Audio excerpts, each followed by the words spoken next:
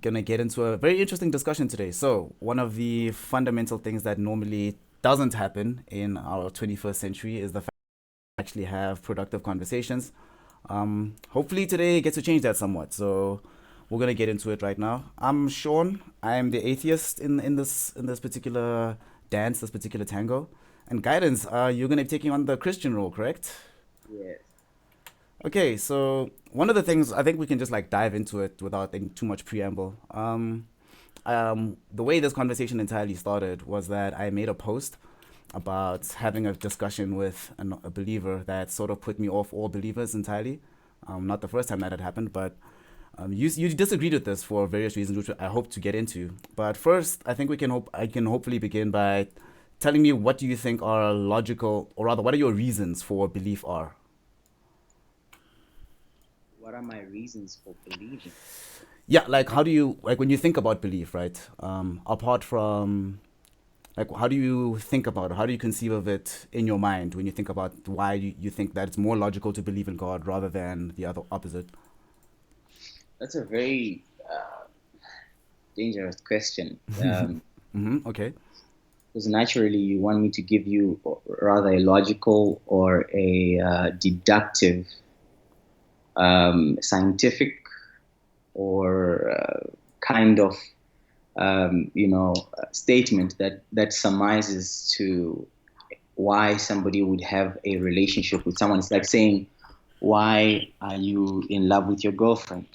It's a very silly question to answer. The reason why I say that is because you can say, I love her because she does this for me, or I love her because they do that for me. But these are simply benefits that you receive from a relationship and not necessarily why you love them. You get what I'm saying?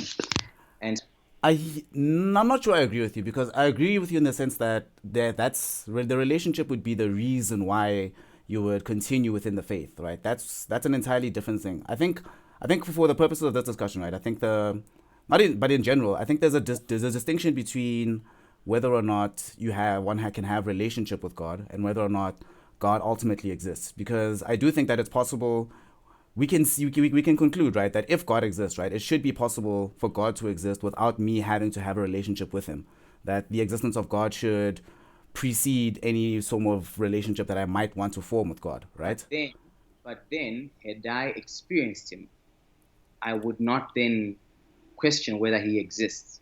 Correct? I'm not sure I agree again because Let, having let me ask you a question. Let me ask you a question. Does your mother exist? yes, my mother exists, but How do you then know she exists? How do you know that she exists? well, she exists in the world, like he exists independently of me. I know it, like I'm not. No, no, no, no, no, no. I'm going to ask you a different question. I have a cousin called Karabo. If I'm going to ask you now, does he exist? Would you be able to answer that question if you've never met him or experienced him? Can you conclusively say that person exists Well, without you ever having experienced them? And remember, experience, like I said, is not necessarily that we are friends and we text and call each other. Experience may be just a handshake or you actually just seeing them. That's an experience. So the question is, does Karabo exist? I don't think this is that's the It logic. is. Listen, hold on. I get what you're trying to say with this, right? But the problem that I have with this particular line of reasoning is that it puts subjectivity before the objectivity of everything that we do, right? So, for example, let's take with Karabo. I can never, let's say I never meet Karabo ever in my life. I never meet him. I never see a picture of him. I never interact with him physically, right? Yes. But there are certainly simply because I don't have immediate information about Karabo, right? You would agree that objectively, right, there are other ways that one could gather information about the fact that Karabo exists, right? So, for example, let's Correction. say I were to observe visually, like, or not even visually, right? Let's say somebody else, you were to observe every single human being that exists, right? And you were to say all of them, like catalog them one by one by one. You could even go a step further and say that you map entirely their genetic sequences, right?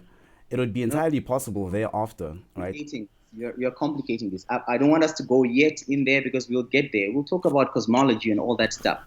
We'll break it down. I mean, we have so much time. My question is, ultimately, when we understand or when we can say for a matter of fact that something exists is because we interacted with it, No, I correct? disagree. It's Okay, so you can okay okay here, you can put it this way, that right? same note, on that same note, can you authoritatively say your mother exists, even though you have never done any gene sequencing and whatnot on her to prove, and this is physiologically, in any way that she actually exists?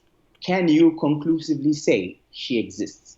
I can conclusively say it insofar as much as, well, okay, here I think this is one of those situations, right, where it can easily devolve into a downward spiral. Because I can only conclusively say, as far as much as I understand the world consciously, right, within my conscious world, she Within your definitely context. exists, right? Great. But Okay, however, great. however, Great. No, no, no, okay, no. yeah, I'll take that as a yes. I'll take that as a yes, I'll yes. take that as a yes. Right? You can take that as a Great. yes, right? However, right? Put that on hold. Let's put that on hold. When we I'm not arguing in the sense that you are not right wrong. I get exactly what you're saying. I have a second question for you then. Now, what I understand to be atheism, okay? Atheism is at its core a theism anyway. Do you get what I'm saying? You'll really have to unpack that. All right. So there are many different kinds of, if I can say, positions in atheism, different theisms, monotheism, polytheism, and all that stuff, right? I'm Mm-hmm. sure. There's a different form of theism, yeah, okay. Yes. In actual fact, you are not an agnostic, as in you choose not to be involved in the sphere of the of God and whatever. You didn't step back. You are saying He doesn't exist. So my question now becomes: don't you think then it also the burden of proof also falls on you since it is a theism? Wait, since it is a theism, do you not think that the burden of proof also falls on you to prove his non-existence? I don't think so, because this cuts fundamentally to the core of why this is a definition issue, right? So if we think about just the word atheism, right? Atheism doesn't necessarily mean that I'm not saying conclusively that I don't think there's any God, right? This is not a the entire point of atheism, in my view, is to say that I have seen nothing from the universe and I've seen nothing information wise, right, that would lead me to conclude that God exists. For example, you would be atheist for, let's say, for Hindu gods, right? For Vishnu, you would be entirely atheist about Vishnu. You don't think Vishnu exists. Would I be correct in saying that, right? Well, yes, you Now, would, but you but it's not. don't. No, but the thing is, for because the logic is that you don't believe Vishnu exists, you don't believe Zeus exists, you don't believe Krishna exists, etc. Every other god that has come out of the formulation of the human mind, you believe in none of them except the one that you do believe in. And I'm saying that, and the reason you don't believe in any of the other ones, right, is because you have seen and experienced nothing which would lead you to conclude without a shadow of a doubt that those gods do exist. Now, the only difference between you and me is that I make that move with one other step and say that even this particular God that I used to believe in at a point, I no longer do for the similar reasons as everything else. So you do see that it's a bit you can't necessarily say that the burden of proof is on me, because I'm saying that all the proof that has been submitted to me by people that say that God exists is not convincing. This is not the same as me necessarily saying that conclusively there is no God. I'm saying that all evidence up until now doesn't necessarily square with that particular conclusion. So in that sense, I don't think it's not necessary. Not I don't think so. It's just not necessary for me to provide proof at all. That would be like me saying you should prove that the tooth fairy doesn't exist. Right? You get what I'm saying? Okay, all right, all right. I'm happy. Okay, let's proceed. Now let's talk. You are a logical person who came. I believe that that decision for you was entirely based on how you perceive deductively, as in out of when you weighed the pros and the cons of actually having faith in a deity, presumably God in this case, you deducted or came to the conclusion that there actually is no such thing as God. Correct? Well, in many cases, as a working definition, I can live with this. Yeah. It would be helpful to say yes or no in this case. The reason why I say that, because if I can complicate it further, because my second question will actually get me to understand at least where you are. All right, go for it. I'm ready. So the first statement then is you have deduced that there is no such thing as a God. It's not a result of deduction. I've seen all evidence that's been presented before me, and I found all of it unconvincing. Okay. Now, does this apply to all things, as in all, like somebody asked me about, I don't even want to say, I don't know if it was Tooth Fairy or Oh, somebody asked unicorn. me, Oh, yeah, yeah. yes, I would say that it a does. unicorn. Do you Mhm. believe in now, because we're going to be talking now about Albert Einstein now and his actual theory and how he begins to talk about the fourth dimension and the fifth dimension and stuff. We're going to break into that because some of these things actually break into the core of what you've always believed and have been taught. So the question becomes, do you believe then that this is about what life is? Is life simply who we are and how we interact, and that's essentially the full climax of life from the beginning of time, or do you believe that there's more to people than what we have? It's just not God, but there's more to life than us. Well, certainly the way. Okay, so here I think we're gonna. I have to pause for a second, right? Because in a sense, I fully agree with you that there is at its bottom, right? You can simply by being alive, right? You know for a fact that life is not simply material. For example, you would know somebody could look at your brain and tell you everything about your brain state. However, your subjective experience could be entirely different. You could never dissolve that into just base facts, right? We would agree on that. So I would say that certainly that there is a difference between what we subjectively experience and what we see with outside in the outside world, right? And in that sense, then you could say there's definitely more to life than what you would readily know. And there's always more to life that becomes discovered over time based on how you change, how even how your perceptions of the universe change, right? But I would the problem that I have with the phrasing of the question is that it implies that this is a necessary by necessity a binary thing, that there's either meaning to life or there isn't, right?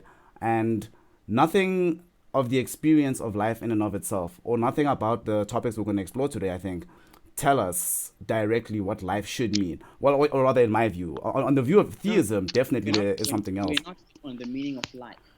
Remember, like I said, right now we're on the shallow end. We're starting with basic deduction before we get into cosmology and whatnot, which we will get into. No, But no, no. But I hear you. But I think what you're point asking is, now you, does what you doesn't. don't believe, because I need to understand what we're working with. Are we working with you saying there is life out there and forms of life that are perceivably better than or stronger or greater than we are, but they are not necessarily authorities that determine our destiny? I Oh, think that's the that's question you're what asking. If I there's, understand. oh, I thought you meant in the sense of, is there more something out there, like in an immaterial sense? Oh, there's definitely Yes, the in an immaterial sense, indeed. In an again, immaterial, like the only question, the only answer to this question, right, is that we just don't know. None, we don't have enough information about this, like to know conclusively whether or not, because it's either there are other life forms in the universe, right, or there aren't, and it's pretty much like a one-two question, and we just don't have any information to answer this question at this point. I don't think so. I see what you mean. Okay. All right. Now let's proceed then. I think I have a little bit of a basis to understand what we are working with and what we are going up with. Look, any Google search to some degree will give you a To response know concerning the conclusively whether existence or of not. God based on an argument. Remember, this is not an argument we started today. This is an argument that's been running for many years, and people have been talking about it for years. I see somebody on YouTube actually is talking about the necessity of burden of proof to lie not just on you, but on me to prove that God exists as well. Well, I would say entirely on you in this particular sphere because I'm This not making any positive claims. case, I believe that burden of proof lies both ways. As a matter of fact, this is what I believe because, like I said, you wouldn't be an agnostic, you would be an atheist. So that position has to be defended as well. It's not an issue. That's why I said any Google search will give you a lot of responses about this argument that's ongoing for years. One of the key things that happened is number one for me in my life. I came to a point where I had to question myself as to whether God actually exists or not. Okay, this is Mm-hmm, I'm first, listening.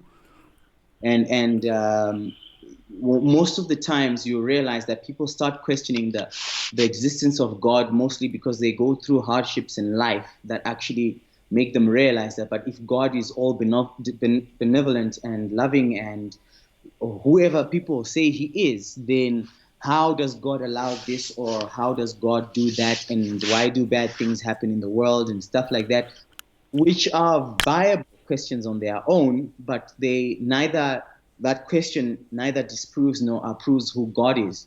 Essentially, it then brings us back to all these philosophical questions, and I mean, one of the key people that I love following loves, for example, the first cause principle, saying essentially, very, very simply, the existence of God is proven by the fact that everything you know scientifically, everything you know academically, everything you know in any metaphysical sphere, anywhere, is simply cause and effect. Correct? No, not correct. What other form of learning is there except cause and effect? So And here's the thing about cause and effect, right? And why, if we were having this conversation 100 years ago, then we could definitely say that cause and effect is at its bottom the only thing that dictates how we understand things and how the universe works, right? But one of the great uplifting, at least in a how we think and understand, one of the great uplifters of what we think, right? The importance of quantum physics, right, and quantum theory tells us that the universe at its bottom does not necessarily only function as a result of cause and effect. The universe is always in fluctuation, right? And what causes those fluctuations is literally not, like randomness. Random things can happen in the universe for seemingly no reason, with seemingly no cause, and sometimes with seemingly no effect, right? And you would agree that to us intuitively this makes absolutely no sense. But at the bottom, this is how the universe can actually function. So no, I don't think that. No, not I don't think. no, The evidence doesn't necessarily lead us. Like, no, I understand what you like. You could say that everything we learn through cause and effect, Sean, right? that very statement at its heart is cause and effect. How? But that's That very randomness. statement at How its is heart is cause and effect. how is You have made a randomness cause and deduction. effect, You have made a right? deduction based And on an observation. no, Correct. the observation is it's not necessarily that we observe, because what you're trying to say, right, is that No, no, no, okay. no. Explain your reasoning. Explain Let your me back. reasoning, because You said the universe can sometimes do absolutely random things without any explanation. And again, no. let's I'm not saying without what an explanation, right? I'm saying okay. not simply without an explanation. That things can happen in the universe without cause and without effect. Things can happen that do nothing, right? Events can occur that if you look at them and if you approach it from either direction, whether you approach it from the cause side or from the effect side, right? Where there's zero at the end of the day, where the equation devolves into zero, would you say that that's actually a positive cause and effect within the actual parameters of the universe? The difference between what you're saying and what we are observing is that the subject is not aware of why it happened. Does it change things? Can we No, analyze it from that perspective? No, no, no. Wait. The universe did something that we didn't understand its cause. There was just a movement, a change, a abnormality right there immediately. And we have concluded then that this is an event that just happened on its own without cause and without effect, right? Out of nowhere, something just happened. We cannot explain it. We don't understand what it is. Then can we absolutely with certainty say that there is no cause and effect, considering the fact that we are not aware of why it happened? if you understand. In Okay, the same so sense, let in the me same sense, let's go back. Let's talk wait. the Hold on. big. Can I stop you just for 1 second, right? Can I stop you for Uh-huh, 1 second? I uh-huh. think let's um before we had this conversation, right? We said that at any given point we might have to go back and check our facts, check our reasoning, right? This Yes. particular area, right? The sentence that you just said right now, right? Honestly demonstrates that you don't understand the mathematics of quantum physics. I'll be honest and say I don't understand it conclusively myself, but on a basic level, you don't understand what actually like just No, the collapse of any wave theorem of no, no. Schrodinger equations, I right? don't need to. I don't No, need to. you okay? Following, No. Here I'll have to following a line stop you. I of thought. think in this Following a sphere, line of thought in this with you, sphere, right? Sean. Sean, I'm following a line of thought with you. Mm. Right. Now, there are certain things in nature that are in a pattern, that follow a pattern, a rule, and hence cause and effect. Science itself is predicated around observation and prediction, whether it's psychology, whether it is metaphysics, whatever it is, it's based on a study that one person started, that somebody else took over, developed, and handed over to another person until we are here. Okay? As a matter of fact, most of the facts just about the human body itself are still unknown. And everything that science has found so far is derivative. Okay? It's derived from what we understand, that how do we know the sun is coming up tomorrow? We know the sun is coming up tomorrow because the sun has been coming up for the past billion years, okay, or billion days or whatever. Now, this deduction leads us to understand that the sun will come up on 24-hour cycles every time, and we have 12 hours of daylight and 12 hours of night. This is derivative information, right? Continue. Where are you going with this? Yeah. If we do that, then granted, and it's whatever it is, we cannot then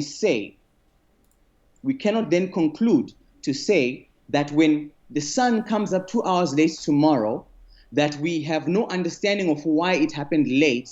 Why? Because we do not know the principal cause. We have derivative causes, but no principal causes. I'll bring you another case in point issue. Up until, I don't know if they have now, the human body has been under a lot of scrutiny and whatnot. And the one thing that messed up a lot of people is the appendix. Okay? They don't know what it does because they have not seen how it operates.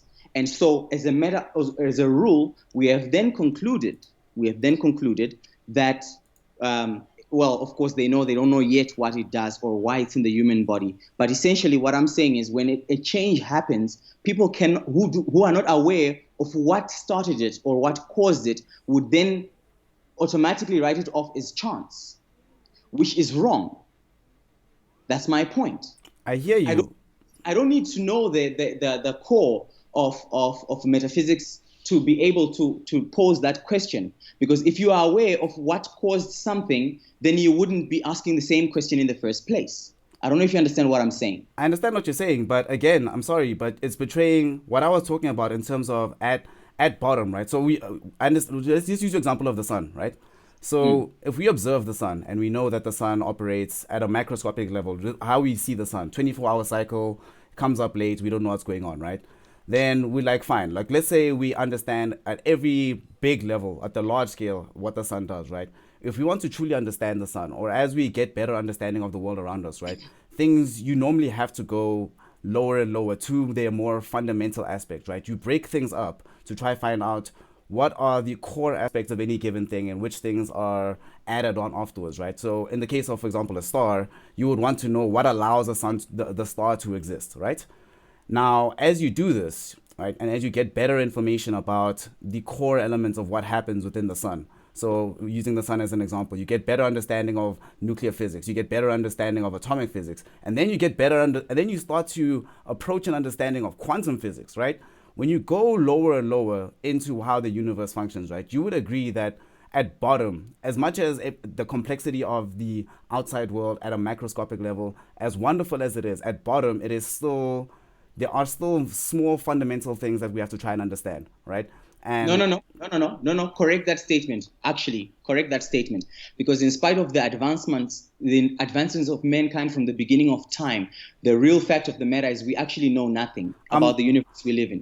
What statement did I make that says? Agree with me on that? No, I'm not disagreeing with you. Like, wait, hold on, guidance. Listen, I let you speak. Did I not let you speak and finish your entire phrase before I came in afterwards? Did I not let you finish your arguments? Go. All right. So what I'm not saying that we already have perfect knowledge of everything that's happening, right? I'm saying that the process of discovery is seeing something for what it is, right? Any observation that you make, at some point you're going to have to ask yourself, is the observation as you see it at its, if the observation as you see it conforms to the outside perspective, right? If you go deeper, right? So for example, if you look at a TV, any given TV, you want to understand why the TV does what it does, right? You have to break up the components. You have to get deeper into the smaller details, right? You can see what happens when all the components work together, but you still have to try and find out specific understanding of what each component does, right? You would agree with this if it came to a TV, for example, right? So, No, no, I disagree with it. Do you want to know why? The fact that a majority of people share an opinion doesn't make it true. I'm not saying it makes it true. I'm There's a saying there's a that massive no no there's a massive difference between opinions and facts. You know this better than anybody. There's 7 billion opinions in the world. If everybody in the world holds a certain opinion, it doesn't make it true because a majority support this decision. In the same sense, a bunch of learned men who sit down and observe a sun, which, by the way, is greater, has been there before they were born, and shall be there after they die. And then they cannot then sit there and make a conclusive opinion based on tiny details, like, for example, the surface of the sun is 15,000 degrees. Boo-hoo, million, great, great, right? Some whatever. I think the core is something like 45,000 degrees. Great. million. This is a great, well-known fact, but the sun has been in existence prior and shall continue to be in existence beyond our time. So, in actual fact, in even science itself has proven that most of the time, what we think we know is only part of what it actually is.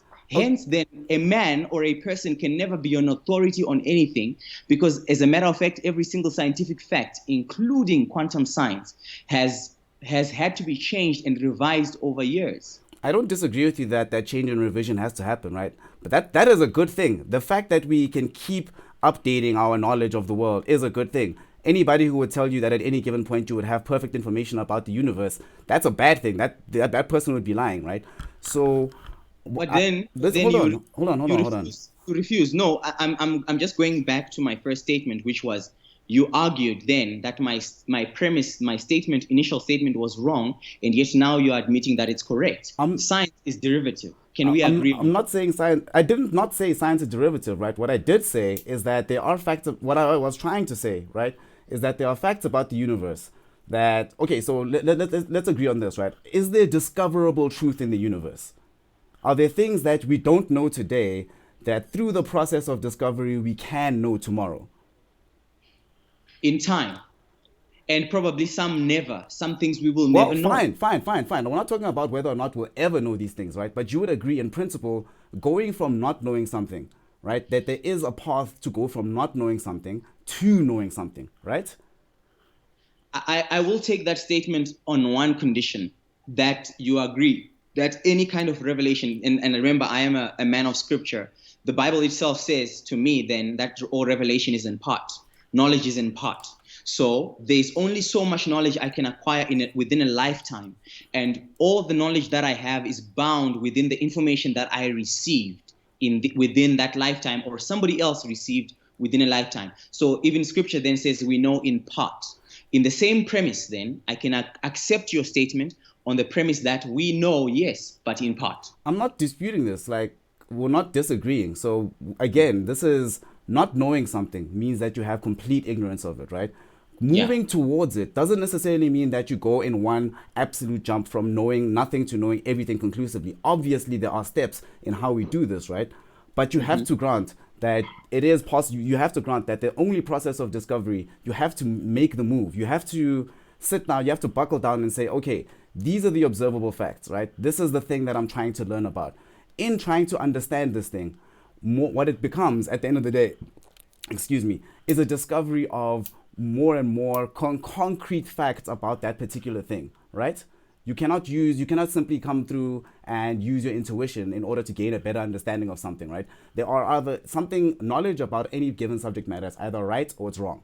There's pretty much no in between. Now, you can feel something is right and your intuition can lead you to conclude something is right, but you could still be entirely wrong. And the only way to get more right is to discover more pertinent facts about the thing. Would you agree with this definition? I agree with that definition. All right, Let's, now let's proceed. Let's proceeding proceed. from there, fine. Like let's even move away from my realm of this, right? Looking towards religion. So revelation, that's something that you just mentioned now, right? In what way are you confident? So let's remove your own experience from this, right? Let's say you have not. Let's say you're trying to convince me as No, to it's why I fine. Look, should. we're trying to go into facts. So Yeah, let's go into facts. let's say you're trying to convince me as to why the idea of revelation should be taken seriously, right? Why do you think revelation as a concept is actually something that you should take seriously? Sean, I want to answer your question and I'll answer it right now. I just need us to go back just a little split second, because I feel like we haven't closed the last chapter that we were discussing now. On our last discussion, and I asked you, you said yes. We agreed then that knowledge is in part, correct? Yes, always. Right. Number two, science is derivative. Can we agree on that? Yes, fine, cool. All right. Then can we also agree then that if knowledge is in part and science is derivative, then it is fallible as well? Yes, we agree. What's the problem? So then can we agree that the entire sphere of science is possibly fallible? Well, every area of human knowledge is fallible, right? Literally everything. The difference, like, we're not going to disagree with this, right? The difference between you and me on this particular point is that Fine. So you then know we that can you then don't presume, think that the can Bible then would be presume, fallible. sorry, we can then presume that based on the information that you have used to deduct to come down to your answer, that it is possible that you actually built a premise on fallible information. Yes. Can you admit the same? No, we'll get there. We'll get there. Now I'll answer your question, because that's what your question is, right? Essentially. Yes, of course, yes. All right. Now, there are currently in Africa, or rather in the world, multiple amounts of religion. It's a very difficult decision to navigate between different religions. I mean, I look at Islam there, and I look at Hindu, and I look at Buddhism, and so forth and so forth. It is very difficult for you, for example, to choose one. It makes it sound like it's a tedious exercise having to select one. I am what I want to believe is 100% sure as a Christian. I stand on it, and that's why we're having this conversation. Then let's prove it or disprove it.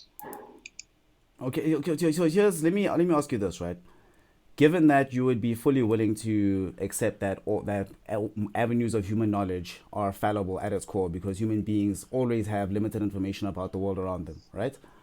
Granted. What makes you confident that the Bible in particular has a primacy of truth that no other book has, and that no other book ever can achieve, simply because it's what makes this particular collection of writing this much more special than everything else? And bearing in mind, right, that there is, at every particular justification that you could use, right, for why the Bible is the perfect word of God, why revelation is why revelation only exists through the Bible, right, and not through the Quran, not through the Torah, etc., right? Given that the line of reasoning you would use, with the exception of tweaking of the relevant facts of the actual books, this line of reasoning could be applied to every other religion. So what makes you confident in particular that in this case it's correct? Why did you remove that aspect then? The fact or the evidence presented from the book. Why did you specifically incline that we should remove that?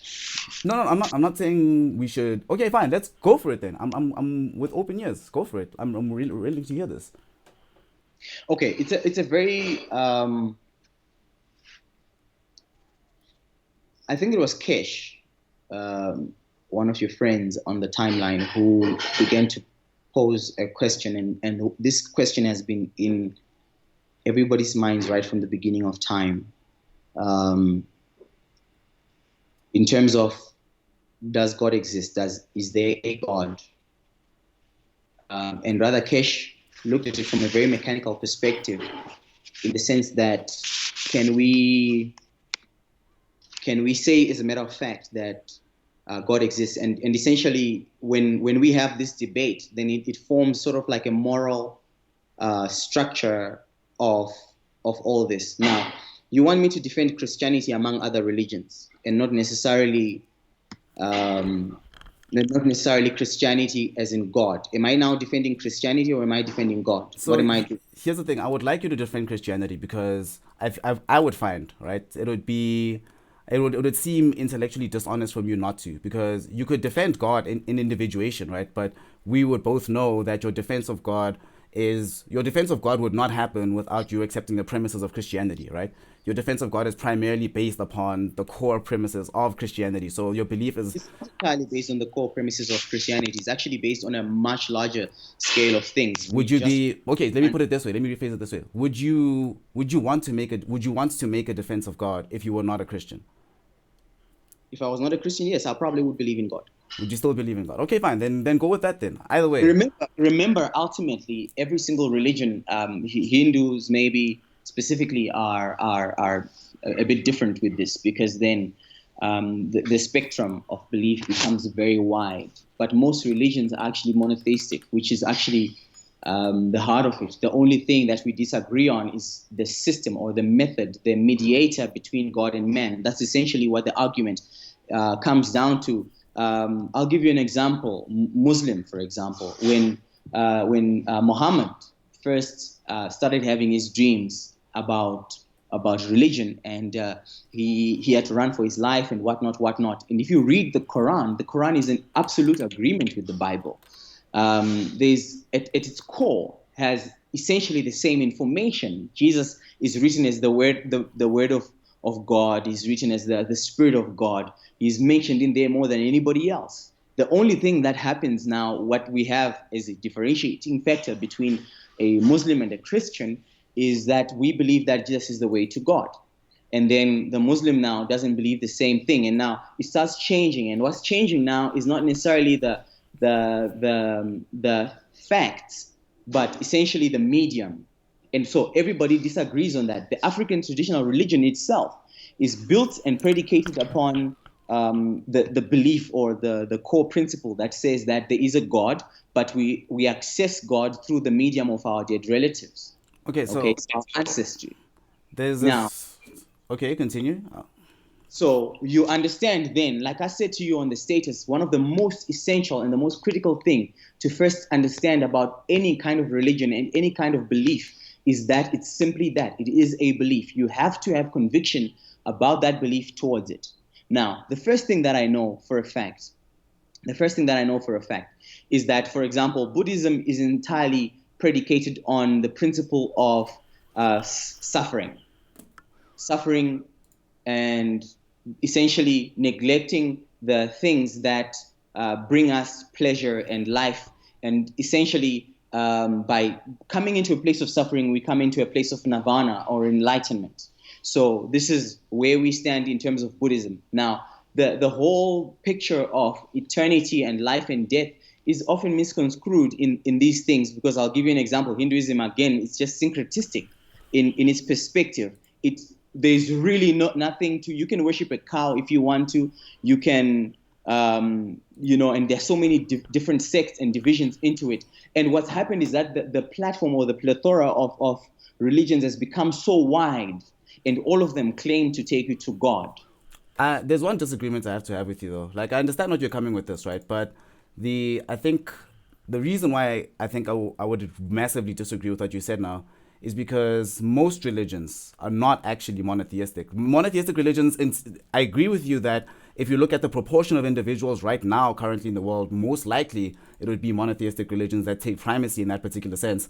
But simply as a base core idea of how to relate to God, there have been, like, monotheism is what, like, I think last couple of thousand years, perhaps. Before this, we've seen polytheism, we have dualism, we have pantheism, we have omniism. Yes. But Great, granted. Even remember, Christianity itself was born from a polytheistic system. no, fine, yeah, but I think it's you can't claim necessarily that simply because there are a lot of demonstrations of conformity in Other world specific ways religions. of, yeah, but here's my thing, right? In that what you're saying about the plurality of how religions are expressed and how belief in God is expressed, right?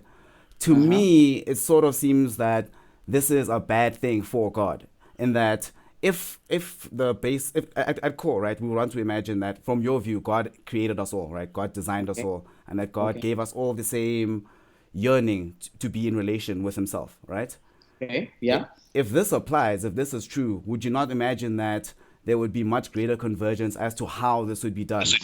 Or like, why would it be the case that there is such disagreement as to even basically what to do? Simply, like, even if we accept that God exists, how to relate to God, that there's such convergence, not and to the point where many religions are legitimately mutually exclusive. For example, if Hinduism is true, Christianity cannot be true. If Buddhism is true, Christianity cannot be true.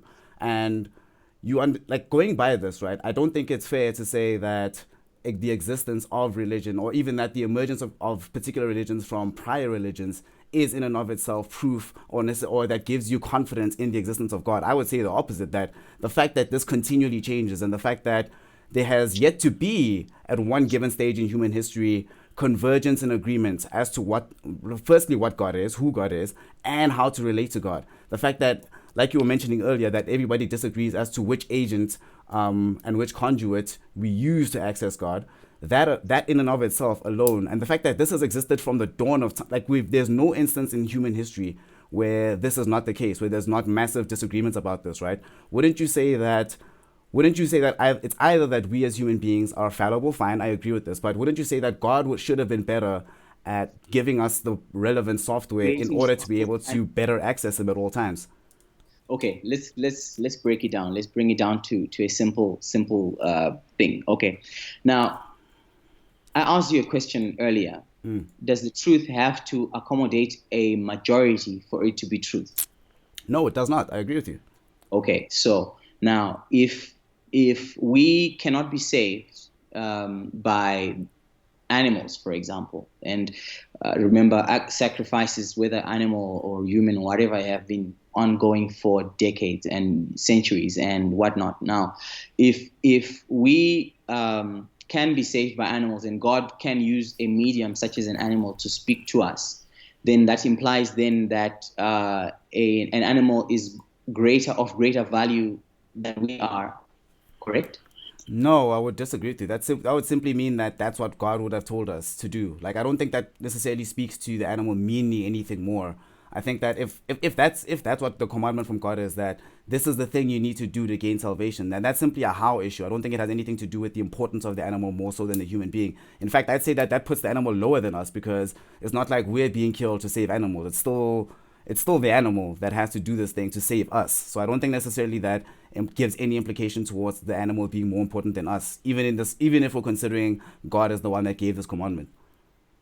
Okay, let me break it down for you, because I think one of the key things that we have as a problem is that we believe that by creating a wide view of God, then if He is all encompassing and all loving and He wants to have a relationship with us, then it is a simple matter of fact then that He should allow all roads to lead to Himself. Well, let me No, no, tell no, you, no, no, no, no, no, no. I don't agree there. Like, that's essentially not what what I'm you're saying. saying. No, no, no. It's not what I'm saying. What I'm saying to you, what I'm Uh, saying is that if we imagine that, given that what God would want to do, right? Given that God would create people with the desire to have relationship with Him, right?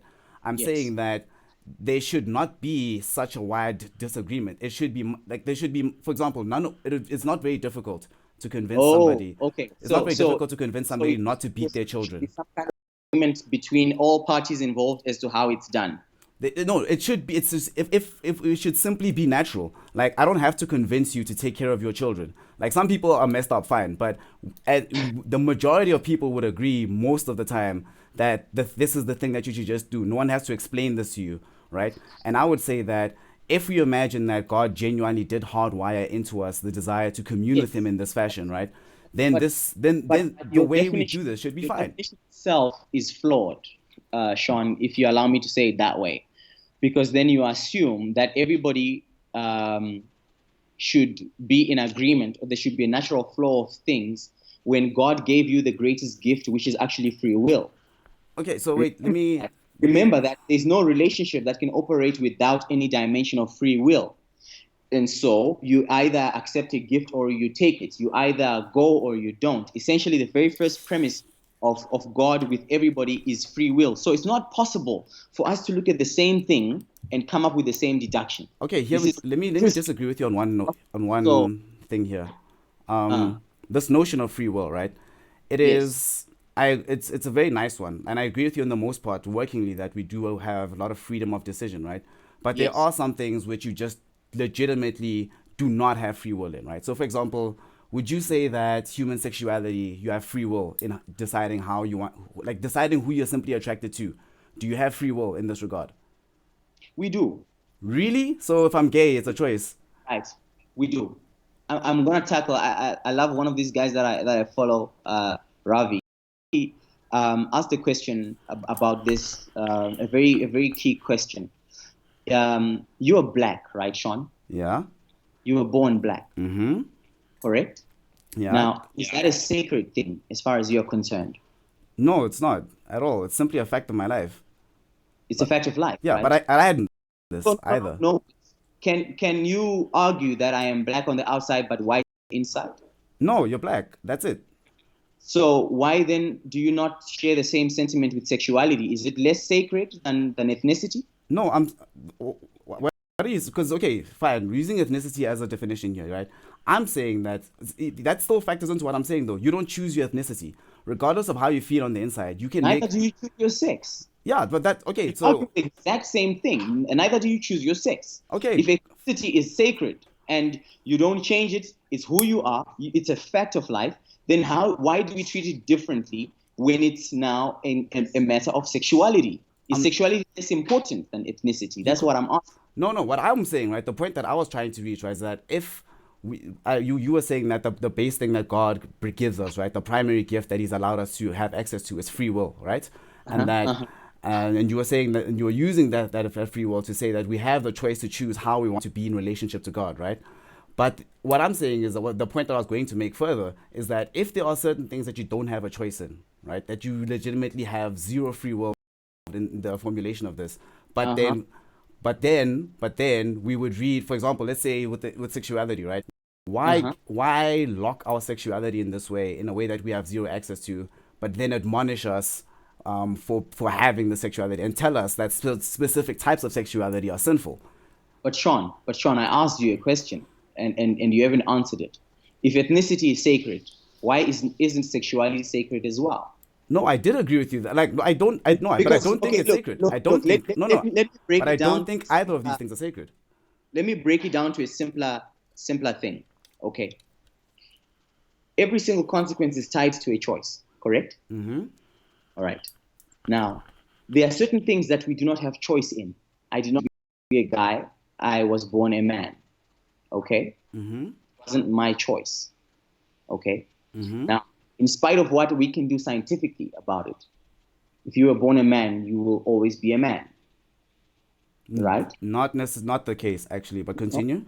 Go get cut and saved and stuff, granted, but you will always be a man. Hence, No, that's you why won't. You will not be a even if man. you even if you do 100 operations, your body will still produce testosterone. Oh, don't. The entire point of these operations is I'm just to saying that enable your body to produce estrogen as well, to change, literally to change your body hormonally, so that you are no longer at like on a you might be a man genetically, you might still have the genetic information of a man, but subjectively, how your body actually functions will not be a man anymore. That's the entire point of gender reassignment. no, I get that, but it's your efforts to change yourself from what you are. But like you're saying, your genetic structure doesn't change, Your genetic structure right? might not change, but then we are not simply our genetic information. There's more. Like you could But then, have. but then when we came back to what you said to me earlier, you said if I'm black, I am black. It's a fact. Yes, Michael that is a Jackson, fact. people believe it, and they are all good, and we can actually make a plan and do one or two changes. But you use the word fact, Well, which is no, a fact. nobody has yet figured out. Okay, if somebody could figure out, right, how to actually change your ethnicity, to change every phenotypic trait that emerges as a result of you having African DNA, right? When that happens, then at that point you could say, okay, fine. Then you could have a choice whether or not you're going to be stay black. You'd still be born a particular way, but you could have a choice of whether or not you stay that way. But But does this structure make sense to you currently? what do you mean? The structure of what? Like in the sense that we are arguing on the premise of one and the same thing, which is essentially what God gave you and who God made you.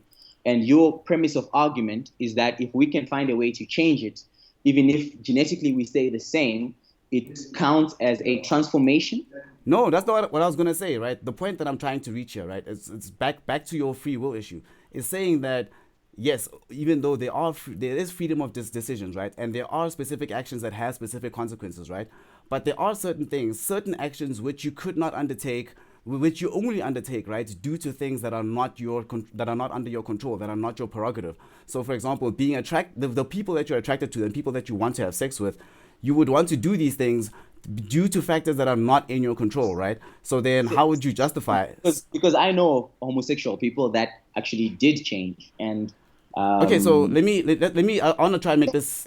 I don't. Let's remove ambiguity from this, right? Do you think that it is Do you think first and foremost that is there a choice whether or not one is gay or not gay, or does dude, one? I already answered you on All right. this. I No, already hold answered on, you on hold on. I'm going to the next one, right? So uh, based on that, right? Based on that particular thing, right? Do you think that it would, when God, or when not God necessarily himself, right? But when there's admonishment in the Bible against homosexuality, right? Is this logically coherent in your view?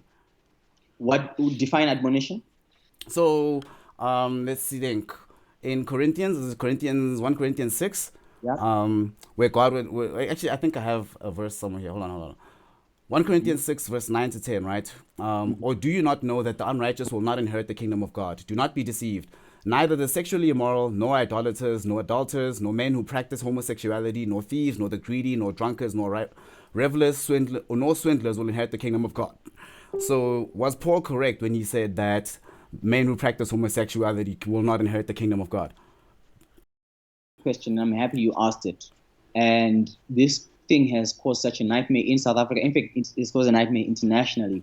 Let me answer it as clearly and as clearly as I can. I hope I don't know if I can even just make the would agree volume that to louder. us, That intuitively, scripture is absolutely correct.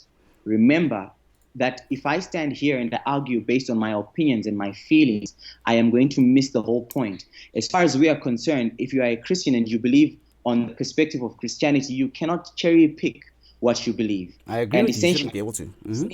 essentially, we have to stand on the authority of scripture and not authority of opinion. Remember what I said earlier, there are 7 billion of them, and none of them is any more important than any other. So when we stand on scripture, we're standing based on authority. Now, in the same sense, that scripture is very correct. Because that scripture doesn't brand a homosexual as a bad person. It brands a homosexual, a liar, a sexual, any kind of sexual immorality of any sort and whatnot. So it's a whole thing together. And now I cannot selectively say because, oh no, we have a certain preference and we are woke and we believe a certain thing and we do this. So let's remove homosexuality from that specific scripture and let everything else run. That doesn't make sense. I agree with you. It doesn't make sense, right? But here's my thing. So Let me bring you back. Let me bring you back. Let me bring you back to a problem that we have. So Moses comes out of church for whatever reason, and he's unhappy because the whole message was preached, and part of that message touches on a specific issue that touches him. And so what does the church do? They say, no, we don't necessarily stand with that. So the question becomes, so what else do you preach on Sunday? okay, so here's my thing, right? I Uh-huh. would agree with you definitely that you should not be able to take it on a one by one basis, right? Cherry picking should not be allowed. You should believe all of it or none of it, right? Answered.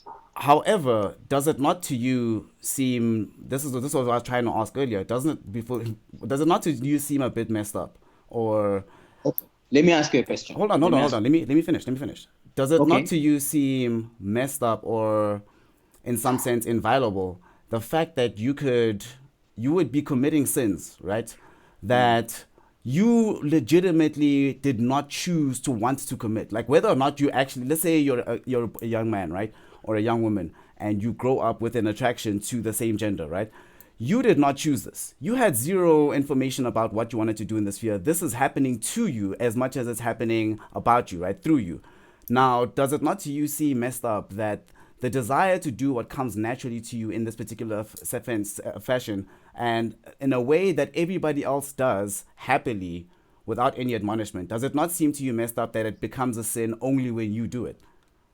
Great. I'm glad you asked that question, Sean, and I'd love to answer it for you. Now, I want you to understand something very fundamental, and which is one of the key fundamental teachings of Scripture. And it's a matter of fact. The very first thing that develops in a child is conscience. Agree? Self. Mm, what You does become self? you become conscious of self. Before you even become conscious of others, you become conscious of self. Do you think that it is? Self-awareness and consciousness. Okay, Yeah. continue. You have objections to that? I don't know enough about child psychology, but it seems fine to me. I'm cool with it.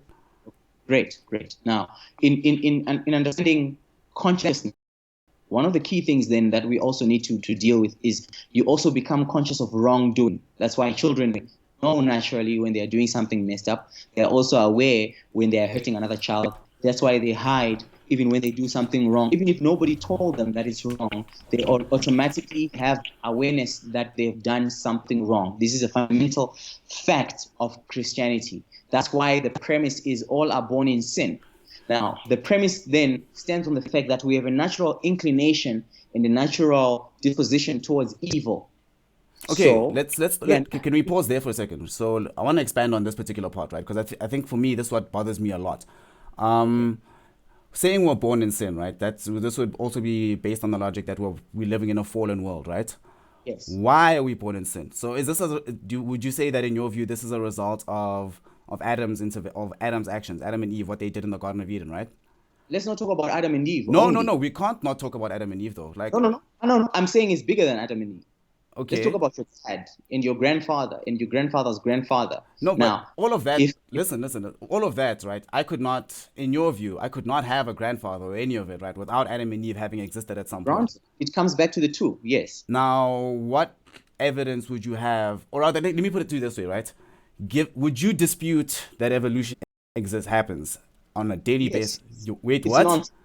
It's nonsense. Evolution is nonsense. The whole premise of evolution is nonsense. You know, you've read all Um, these things from the beginning of time. It is nonsense. it And really. I can tell you why. I can tell you why. We can get down to it. Firstly, science itself has proven that all genetic material of people currently can actually be traced down to Which science? your science. No, Go which Google one? Like which paper? Google. Show me. I'm not. I'm saying show me. Biology shows that we all share a parentage, one person. Well, no, biology, you can't. Okay, so here's my thing, right? Earlier we were saying that you can't take the Bible halfway, right? You have to take it all or nothing, Right. right? Great. Now, in this particular thing that you just mentioned, if you want to Uh-huh. say that all human beings have all our DNA, we share parentage, right? This is Yeah. true, but it's also true that we share parentage with literally every other species that exists on the planet to the degree where, what, like chimpanzees are what, 99.6% of our DNA, right? So how do you resolve that with your particular view? Because if what you're saying is true and that if you're willing to make the jump and say, fine, since we share DNA with a common parent, then we all as human beings come from one place, right? You're willing to say that, right? But what is disallowing you from making the actual move you have to make next and say, since we do that and we share parentage with all other life on Earth, that all life derives from a common ancestor? Like, why then is What evolution a happens problem for you? if you take a chimpanzee's blood and you put it in a person? But a chimpanzee is not a person. That's not the point, though. The point isn't necessary. The point isn't that we are I, chimpanzees, right? Now, what I'm saying to you, Sean, is that remember, a human being shares, if I remember correctly, it's almost 70% of their DNA with a banana. Okay? We If share I remember, 84% with mice and dogs. sure. Yes. Yeah. Great, granted. Now, you are asking me a biological question, and in response to that, I am telling you that in actual fact, if you were to use what I don't know if it's carbon dating or whatever, they trace back origin in terms of lineage, blood. So, for example, certain people you can trace their origin down to Europe or Africa. Now, let's not get into the complexity of this because remember, in the first session that we had, we disproved that science is fallible. No, no, no. Correct? We proved that science is fallible, right? But you have not been able to No, demonstrate beyond oh, that oh, okay, why I can jump in it with you. All right. Now, if everything has a common creator, right? I'm an ancestor, And not creator. ish, But yes, continue. okay, ancestor. All right. I'm assuming you are talking about Gaia. No, not Gaia. I'm not talking about Gaia. I'm saying that genetically, right? The fact that we share DNA with everything on the planet, right? And the fact that it can be proved, like, there is so much information on evolution. You can't deny evolution. It's not ours to deny. This would be the same as saying, for example, that I don't think nuclear reactions are the reason why the sun produces the energy it does. It's just something else happening in the inside of it. Simply because there's things you don't know, right? It doesn't mean that you can throw out the things you do know. Like, we do But, know but conclusively for a fact that these things are real. but then again, we can come back to that and sit on that point and say, okay, all right, sure. So if we share genetic material with a plant, okay, Mm. um, it still doesn't prove evolution. It kind of How- does. Okay, fine. Let's put it this way, right? No, let's start from the top. Let's start from the top. Number one, nothing came out of something came out of Us nothing. happily Suddenly without there was an explosion out of nothing, mm-hmm, and out of this explosion came something called an amoeba. reason why. Right? This object without meaning, without whatnot, is just it started to replicate, and so it turned into a million different things for no reason, which I've been Not for like, no reason. Not for no reason. There's very wait, good wait, reasons for it. But and continue. approximately took about 15 million years, No, if I longer remember, than that, actually. But continue. 15 what billion? I don't know. And in the process of all that, suddenly we have intelligent beings that are now walking around, and out of the same thing came a human being who can actually deduct and then conclude in his own mind or her own mind that God doesn't exist. And out of the exact same thing that split out of nothing, we now have objects that cannot feel, that cannot see, experience, and now we have objects that can feel, touch, think, as well as even creatures like a bird or a fish whose very primal instinct is simply flight and fight. All right, yeah, continue. That statement in its entirety makes sense to you. Now, here's the thing, right? It might not make sense to you intuitively, right? But if you examine the facts of the situation, No, this is what no, happened. I'm asking this Yes, question. I'm not telling That you. I'm you not. use this very same I'm conclusion. telling you that this is how it happened. I'm That not asking you. I'm not saying this is how I feel, right? I'm saying that the fact. I'm not saying. I'm not even gonna say I'm telling you, right? I'm saying to you that observing the universe, right? All the observations of the universe have led us. Yeah, This is the but you most were not rational there. conclusion that we Neither have. neither did you observe that, and neither can you replicate it. But This is evolution has been replicated in the lab on much by smaller whom? scales. By I will link you all the relevant articles. Like, there is tons of data on this. There's actually a man right now in Harvard, right, that has been working for the past 27 years, I believe, on this single of seeing how you can get bacterium to follow different trajectories of evolution, right, by changing the selection pressures on them. And he's done this. can I tell you an interesting fact? There is no person on earth, whether a scientist, whether anybody, who has been able to create life. No, I don't care what you will send me, I'm not because saying. the reason why I don't believe you is because your very premise of creation starts from nothing. If you can find me anybody who can replicate a process of creating something out of nothing, evolution becomes valid. All right, If somebody takes has material, wait, if somebody takes genetic material and whatnot and combines it and applies certain amounts of pressure or environments to it, granted, everything on earth adapts to a certain degree. There's no question about that. But evolution itself, the premise is wrong because it's never been proven. Nobody has ever created okay. out of nothing. Can So you hold on, say hold on, it's hold a on. Can you prove? So has any up until now, right? Has anybody managed to maintain for more? Okay, has anybody ever managed to see, or like up until the last 6 years, right? Had anybody created a black hole or seen what a black hole is like? No one, probably not. no one had ever done that, right? No, No one had ever probably seen not. anything. Probably not. But all the information available to us in the universe, right, would lead you to conclude that black holes. Like, let's even use a less Which is controversial example. Let me use a less controversial example, right? we've dealt Hold with on. Let me uh-huh. say, let's say something like, you remember do you know the Large Hadron Collider in Sweden? Oh, in Switzerland, sorry, not Sweden.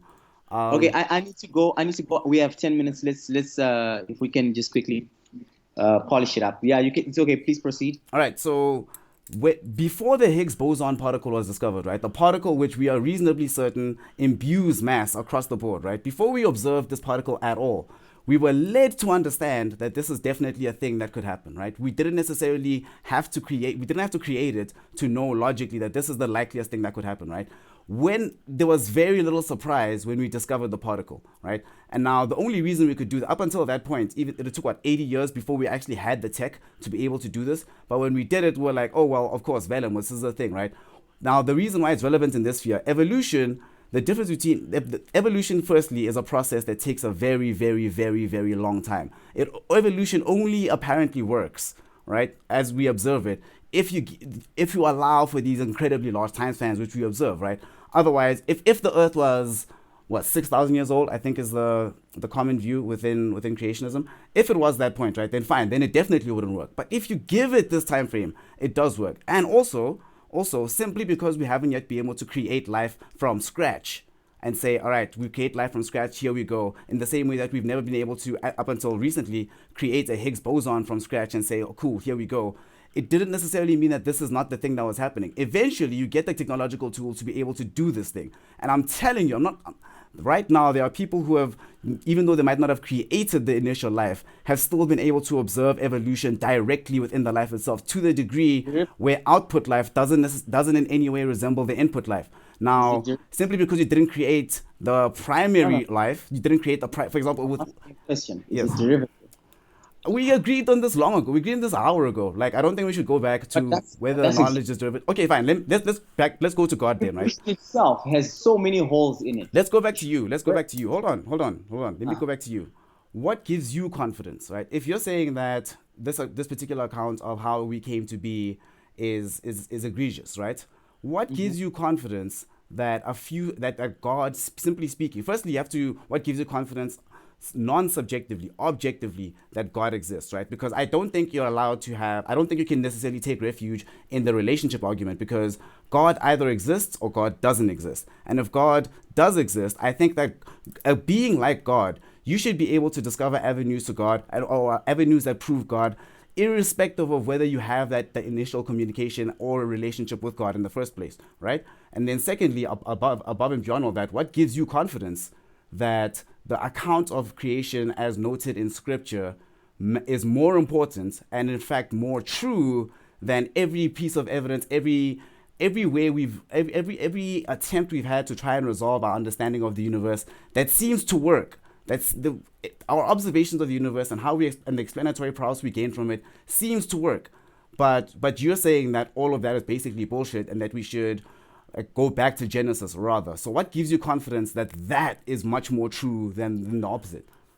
Well, firstly, Sean, that's why I said when we began that your question is much bigger than a response. And so when we were talking about relationship, we're talking about the very, very simple, as in the entry level conversation of who God is and how He operates. Now, in the same sense, like I said to you right from the beginning, we can talk about cosmology, for example.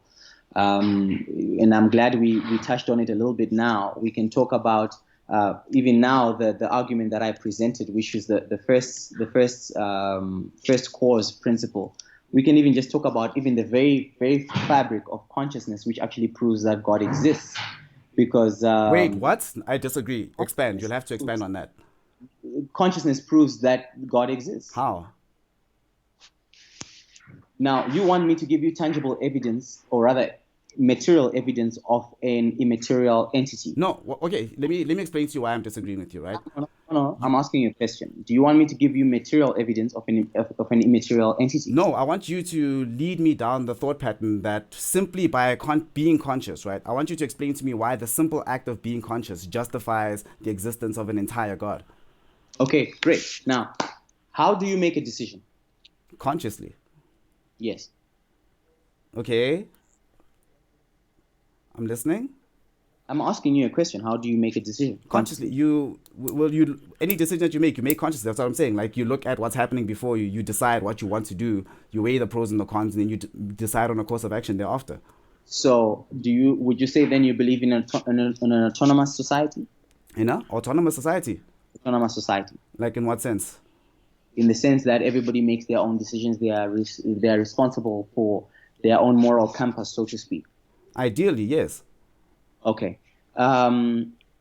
If in our culture, if somebody steals and we cut off their hand, and it's an autonomous decision, so to speak. If I decide, if you break into my house and I decide, for example, I'm going to kill you, am I justified in doing that? Do you believe in that? Well, okay, but now we're talking about morality. Like, again, when this... It's not. Don't think of it in a morality perspective. Think about it in a judgment perspective. No, that is a moral question, because you can't. Any question that you come to that you say, is this right or wrong? These are moral questions. Like, I'm saying that you said how much of your material world is influenced by immaterial objects? or immaterial processes? No, like basically everything, because you're human No, beings. You can't operate no, without the granted. immaterial, right? Without things that are So happening you that want no one me else to can see. ask you a question then that to say you want me to give you material proof No, I'm not. I'm not for saying you must prove God, right? Again, all I'm saying is that because you said that consciousness, the mere existence of consciousness, is proof for God, and I'm saying you need it to is. lead me down. You need to It show is. me. Okay, you need to demonstrate to me why you think this way. Like, and we. Because okay, let me put it this way. Number one, a person on their own, even with a certain amount of will and a certain amount of control, can never be autonomous enough to actually have control over their destiny. Number one, you cannot disprove that. No, but then you have to demonstrate that destiny exists at all, which I don't think it Can't. does. You are not where you want to be in life. You are not necessarily have control over a lot of factors. In fact, if we are going to be talking about the concept of freedom and control, you actually have very little about where your life is and what's happening in your life. Well, yeah, I would agree with that, but that doesn't Okay. that gives me no information. Why does Well, that one. lead back to God? That's one. Number two, you agree with me that in our material world, very little material processes actually have influence over that. Hence, your argument to say with Oh, okay, here. you know, quantum physics, there are certain things that happen without you understanding them at all, and you have no idea why it happened, but it happened anyway, and you use the word by chance. I'm not. I'm not. Okay, so let me disagree. I No, no, agree, no. fine, Let me but push. okay, keep I going. mean, Finish the argument. Finish the argument. Like you we're really running low argue. on time, so let's not use rhetorical devices anymore. Just like finish your argument. Go straight. Okay. Now, number three, without, as a matter of fact, your very the universe that you so describe so well operates in order. It doesn't operate in chaos. You actually mentioned that then, which is your premise for building the premise of evolution. Now, at number one, I was reading earlier in the afternoon because I wanted to prepare for this and I wanted to get my head back in. And I was reading about Aristotle, and he was talking about how the universe has order and purpose for everything, and how all the laws of physics work in a sort of correlation. And now he writes this. I think it's one of his theses called Final Cause. Now, if we are to use that, now we would understand that even non intelligent objects. Now we're talking about trees or mountains or whatever. They actually work in an order that somebody put them in. You can't then say that it happens on its own and there is no being who actually is in charge of this or who actually structures this movement, because then that argument alone is flawed. Here's the That's thing, why I though. asked you, the very first question that I asked you when we talked about evolution is, your argument is there was nothing, Yes. and then suddenly there was something. Okay, I'm gonna demonstrate to you the Before we how. go further, let me just go further. The very premise of science, which is E equals mc squared, was built upon the very same principle of one-dimensional beings, two-dimensional beings, three-dimensional beings, which is you and me. We can only perceive up to the third dimension, and then fourth dimensional being, which operate out of time. So the question then is, who came up with cycles of time? Okay, Who came up with, dude, I cannot actually imagine. There are at least 30 different reasons I can give you for the existence of God, not just from a moral perspective, but from an intellectual perspective, from a scientific perspective. I actually cannot understand how you weighed the two of them and you found that the argument is lacking. because be honest with you. You said nothing tonight, which is conclusively convincing to the point where it's like, basically, right? What I'm saying is that if I'm not already inclined to believe in God, right? Then there's very little that will convince me to believe. So I'll examine some of the points that you mentioned now, right? So, Okay. for example, you mentioned how you were saying how the order of the universe, in particularly things that are non-living, rocks, trees, these kind of things, have a particular order to them, and then you said somebody put them there, right? Now already you've pretty much betrayed your biases on this. Why? This is a very anthropic way to think about the universe. Why assume that simply because us as human beings put causal connection to everything, why assume that the universe functions in this way? Like again, this is On the science of it, another thing you mentioned, this will feed into, I think, number 4 that you mentioned, when you're saying that the basis of science, which is equals mc squared. Firstly, that's not the basis of science. Science started way before that, right? In fact, I would argue that religion was our first attempt at science, our first bad one. We got better at it, and that's why we have science today. But overall, the way that Einstein's theorems work, right? It wasn't necessarily him saying, all right, there are one-dimensional beings, two-dimensional beings, we live in the third dimension, and therefore ad nauseum. No, like Einstein, the power of what Einstein was able to do was recognize the fact that time is intrinsically tied into the rest of space. That space and time are actually, in fact, the same thing. That's why you refer to it as space-time. It's not to say that they are. No, he was not saying that, as you seem to suggest, that there are other beings which function, that operate within time as another dimension in the same way that we operate spatially. He was saying that they are the same thing. You cannot have space without time. That this is how this works. This is how that's why he calls it the fabric of space-time, right? So that's. But this is the point.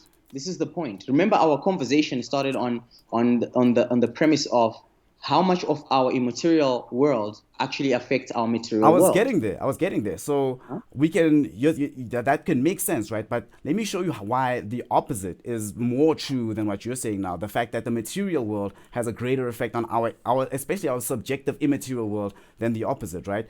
You could not have, as a fact, right, that you could not have this conversation, right? If you were not a human being, right? If the way your brain was structured, right, regardless of its physical size, regardless of the neural pathways within it, if the way that your brain was particularly structured was not entirely in line with how we as human beings our brains materially exist, you could not have your subjective experience. Your subjective experience is almost entirely due to what happens on a material level. When a child is born, as a child is developing within the womb of a mother, right, there is a point, you have to admit, where the brain of a child, the nervous system of a child, and how all of this connects together is in such a way as to make that child less conscious, less humane than a fully grown human. And as changes increase materially, that's what allows you to actually have access to the immaterial world that you want to keep coming back to. I don't disagree that it's an important part of our lives, but it's almost entirely due at its initial purpose due to material means. Affect our immaterial world. Is that what you're saying? Say it again? What are you saying? Because it sounds like you're saying our material world has more bearing on our immaterial world. I'm saying you can't have our immaterial world without the material world. You cannot have consciousness. You cannot have logic, reasoning. You can't have these things, right? Unless the neurons in your brain allow you to operate in this way. If I today came to your house right now while we're having this conversation, right, and removed a chunk of your brain, you know for an absolute fact that your actual reasoning ability, your actually subjective experience of being human would be different. It would be worse. Would you agree with that? I can, but either way, then how do you explain, for example, somebody with a fully functioning brain that has, for example, zero access to certain parts of or our actual intellectual information? How would you explain that? No, of course, there are still attendant facts about the brain that we don't know, right? There are still things that have to be discovered, so then that right? argument is null and void. It's not. No. What I'm saying is that although you might not know the impact of any given part of your brain, right? You might not know specifically what allows you to have access, like within the brain itself. You might not know, okay, which segment of the brain gives rise to mathematical reasoning, which segment of the brain gives rise to artistic reasoning, for example, right? You might not know these things, but you can't say, as a result, your ignorance of these particular facts does not give you the right to be able to say, all right, clearly then it doesn't really matter, and at the bottom of it, what happens materially isn't important. No, what happens materially... I never said that. But you're implying it by saying that the immaterial world is... I'm saying there's a much larger sphere of information and influence in a immaterial world that actually affects our material world. And just by that reasoning, which you have agreed to, again, then you cannot conclusively either say there is no God, because there's order. No. But you can't make the move from an orderly universe, right? That you are conscious, the very fact that you think, you express thought, and that you understand, like what we are saying now, that decision making can actually be born, will, thought, emotions, love, which you cannot scientifically quantify nor prove, then simply gives rise to the fact, inevitable. How? You haven't demonstrated to me. I understand that you believe this, but you have yet to demonstrate to me how the simple fact of okay, let me use a personal example, right? Let me use a personal example. Let us say, or okay, even better, I have a perfect analogy for this. Let us say you take the most trippy, incredible, amazing, like psychedelic drug that anybody could ever imagine, right? You take this drug, and in your particular state, right, you begin to make specific claims about the way that reality functions, right, based on what you observe, based on how your consciousness is at that particular moment, right? Simply because you are experiencing things in a particular way gives you zero information as to any claims behind that. You could not be being conscious, right? For example, being conscious, you could be conscious your entire life, and it would give you zero information about what's actually happening at the level of your brain, right? It will give you zero information about the way the neurons are flowing in your brain, which areas of the brain are lighting up as you think about different things. So you know for a fact that your actual subjective conscious experience does not give you objective information into the nature of the universe. You can use that experience to find it, but the simple fact that you have that experience isn't enough in and of itself to say, okay, it must be God. No, it simply means that you have this experience. If I'm tripping, if I go out drinking and I start to believe that the person sitting next to me is completely in love with me, she thinks I'm the most attractive person to ever exist, like I can believe that wholeheartedly, and all the information coming into me at that time in my drunken inebriated state could confirm this, but this gives me no objective information to say conclusively that this is the case simply by virtue of existing in that moment. And I'm saying that being conscious, being able to make decisions, being able to rationally like feel your way through the world, being able to think through and understand yourself doesn't give you any background information into how the universe began or if there was a primal beginner to begin the universe. It simply means that you're having this experience. Yeah, but Sean, oh my God, this argument is absolutely going nowhere. Let me tell you why I think this argument is going nowhere. Number one, I said to you in the very first statement that I said to you when we started talking that there are two issues here at play when we begin to talk about, for example, right now we're talking about dualism, the dualism of life, and this is immaterial versus material stuff. Now, when we put these issues together, looking at exactly the same facts, I see the presence of a God. Now, predicated on the many issues that we talked about, because what I wanted to do today was simply lay a road that comes to a place where we can actually disprove the logic behind saying there cannot be God. Now, predicated on that, number one, what I found is, number one, your scientific evidence is lacking. You don't Like, understand the science. like you're saying, like your scientific evidence is lacking because, like you said, number one, it's deductive in the sense that it's accumulated information, which is, by the way, fallible and really subject to interpretation, if we are going to put it that way, number one. Number two, I have said right from the beginning that if we are going to be talking about evolution, for example, the very, very first question I'll ask is, how do we create something out of nothing? It's not possible. It's not feasible. I cannot even imagine how even your learned minds and the God particle, I've read about it and what they were trying to do in that whole system that they built and stretching out for kilometers trying to create this thing. The bottom line is then, if we needed that much resources and that much information to create, to really not create, but to use what we have to make, rather, I can use that. You make a sandwich, you don't create a sandwich. It shows me, number one, that science understands derivative cause and never really principal cause. So we understand how to try replicate mass, and in the sense, then we cannot entirely create a sun, but in the event that we do, maybe then we can find out how plants came out of the ground and how they live off sunlight and so forth and so forth. I cannot understand how that logical line of thinking actually supports the fact that things happened on their own. Thirdly, I spoke about order. There's a basic order to creation. Every single thing is order, whether it's a rock, whether it's formation. And again, when science tries to interpret the same thing, they come up with derivative cause. They understand why the planet split and so forth and so forth. They get the geographical or geological reasoning behind why a certain process happened, but they don't actually know who or what caused it. Now, Now, here's now where we fundamentally disagree. in Is the same sense, in the same sense. Now, when we start talking about issues of consciousness, we start bringing in another one last thing that we begin to struggle with. I asked you earlier what kind of a society we live in, because essentially when we begin to talk about God and so forth, we have to start understanding what we have to adhere to.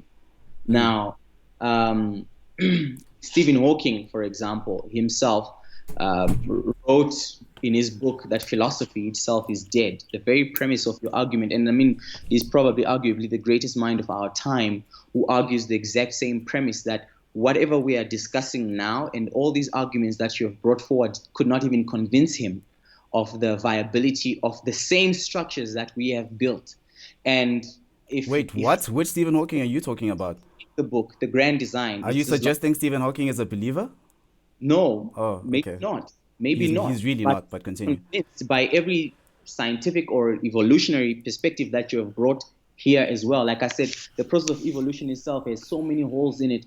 It's not even enough to build a financial basis on it to teach in school. I actually cannot understand why we teach it in school. Okay, so That's let me respond. now, now here's the thing about God, and this is what I said to you on the last comment that I made on your status. Here's the thing about God. Ultimately, when we have to start talking about God, many conversations come up about the issues of good and evil, morality, and so forth. Because ultimately, this is why we are asking the question. We're not asking the question so that we know whether we should go to church on Sunday or not, essentially. And you're asking as well why we should follow Christianity rather than everything else. Now, here's what I understand about how we derive morality. Number one, we derive morality from the perspective that says that we can either use I don't know what's the word, theonomous perspective, which is basically the law of God or natural law. And this is, for example, brotherly love. This is, for example, love thy neighbor, obey your parents, greet your elders, and so forth and so forth. Some parts of the world still follow this way of thinking. And then we come up to a different kind of thinking, which is a more leadership-based life. So Islam, for example, which where a certain group of people control the thoughts or the actions of a larger group of people. So we're Guidance? talking Oh. a pyramid type system with where a handful, let's say, allow me to say, like past word that everybody very it's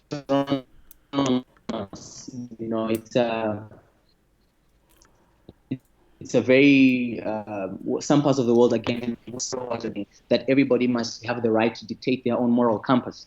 Now, and I asked again, in certain parts of the world, it's okay to chop somebody's hand if they steal nothing, very very small stuff.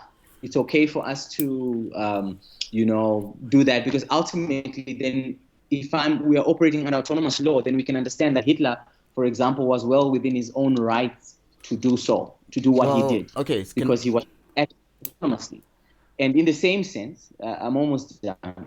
In the same sense, we can then conclude that Marxism, for example, is the right way to live, because, well, few people make decisions that control a much larger group of people. And neither can we use theonomous law, essentially, to say brotherly love, because ultimately we do not understand, we can never come to a complete understanding of universal law. The reason why, essentially, and simply, I am a Christian, it has more to do. That's why I said to you, it's a relationship-based thing. When I started, as dumb as it was, this is as simple as it becomes. Because if you have experienced somebody, it's then easier to validate your relationship with that person, in spite of the fact that you haven't met my cousin. I don't know what name I put up for that person. Now, on that same premise, then, on that same premise, then if you were to say to me then that you're agnostic about the belief of God, I can take that. But I cannot then, on the same premise, accept it if you said God doesn't exist. Because validating his non existence means that you have proven it, which again has not been done. On that premise, we can argue then that you can say you have never experienced God, and so you choose to be agnostic to the process. That's correct. Okay. But arguing that he doesn't exist, hold on, he doesn't exist because you haven't found evidence of his existence in itself is scientifically wrong. Like What? like you said, like you said just now in a few minutes ago, you said that for over 80 years they were trying to find this thing, this particle. It's like us arguing whether there's bacteria or not. You have never seen it, but you lapped it up because somebody told you about it. Okay, Now, can I finally get in here? Can I finally get in here? Because okay, premise.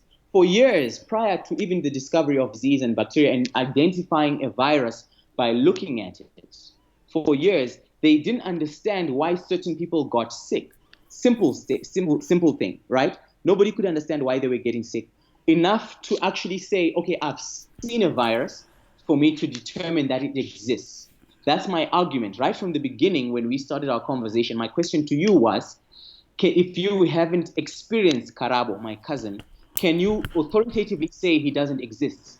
And okay, you couldn't answer that question either. okay. Here's my thing, right? So, firstly, I'm gonna have to, um, I have to say that you've betrayed a lot of misunderstanding of science here. Because, firstly, for science is not about um, the main entire point of science, and the reason why science keeps getting updated and science keeps changing is because people discover new information, right? And the thing that so firstly, evolution is like we'll go back to what you were saying point by point here. Um, evolution is beyond dispute if you understand the science. If you dispute it, honestly, you don't understand the science. But that's neither here or there. Secondly, saying that simply because we don't understand how life began as an initial cause, or saying we don't understand how things began, is not the same as saying that God is the only reasonable reason why this could have taken place. It simply says we don't know. All it betrays is ignorance, right? You're treating it as a virtue at the end of the day to say that, well, we don't know how life began. It can't. We don't simply see how at any logical point life could have began this way. Therefore, it has to be God. There was a point in human history where nobody could logically see or understand. Like you just mentioned, germ theory.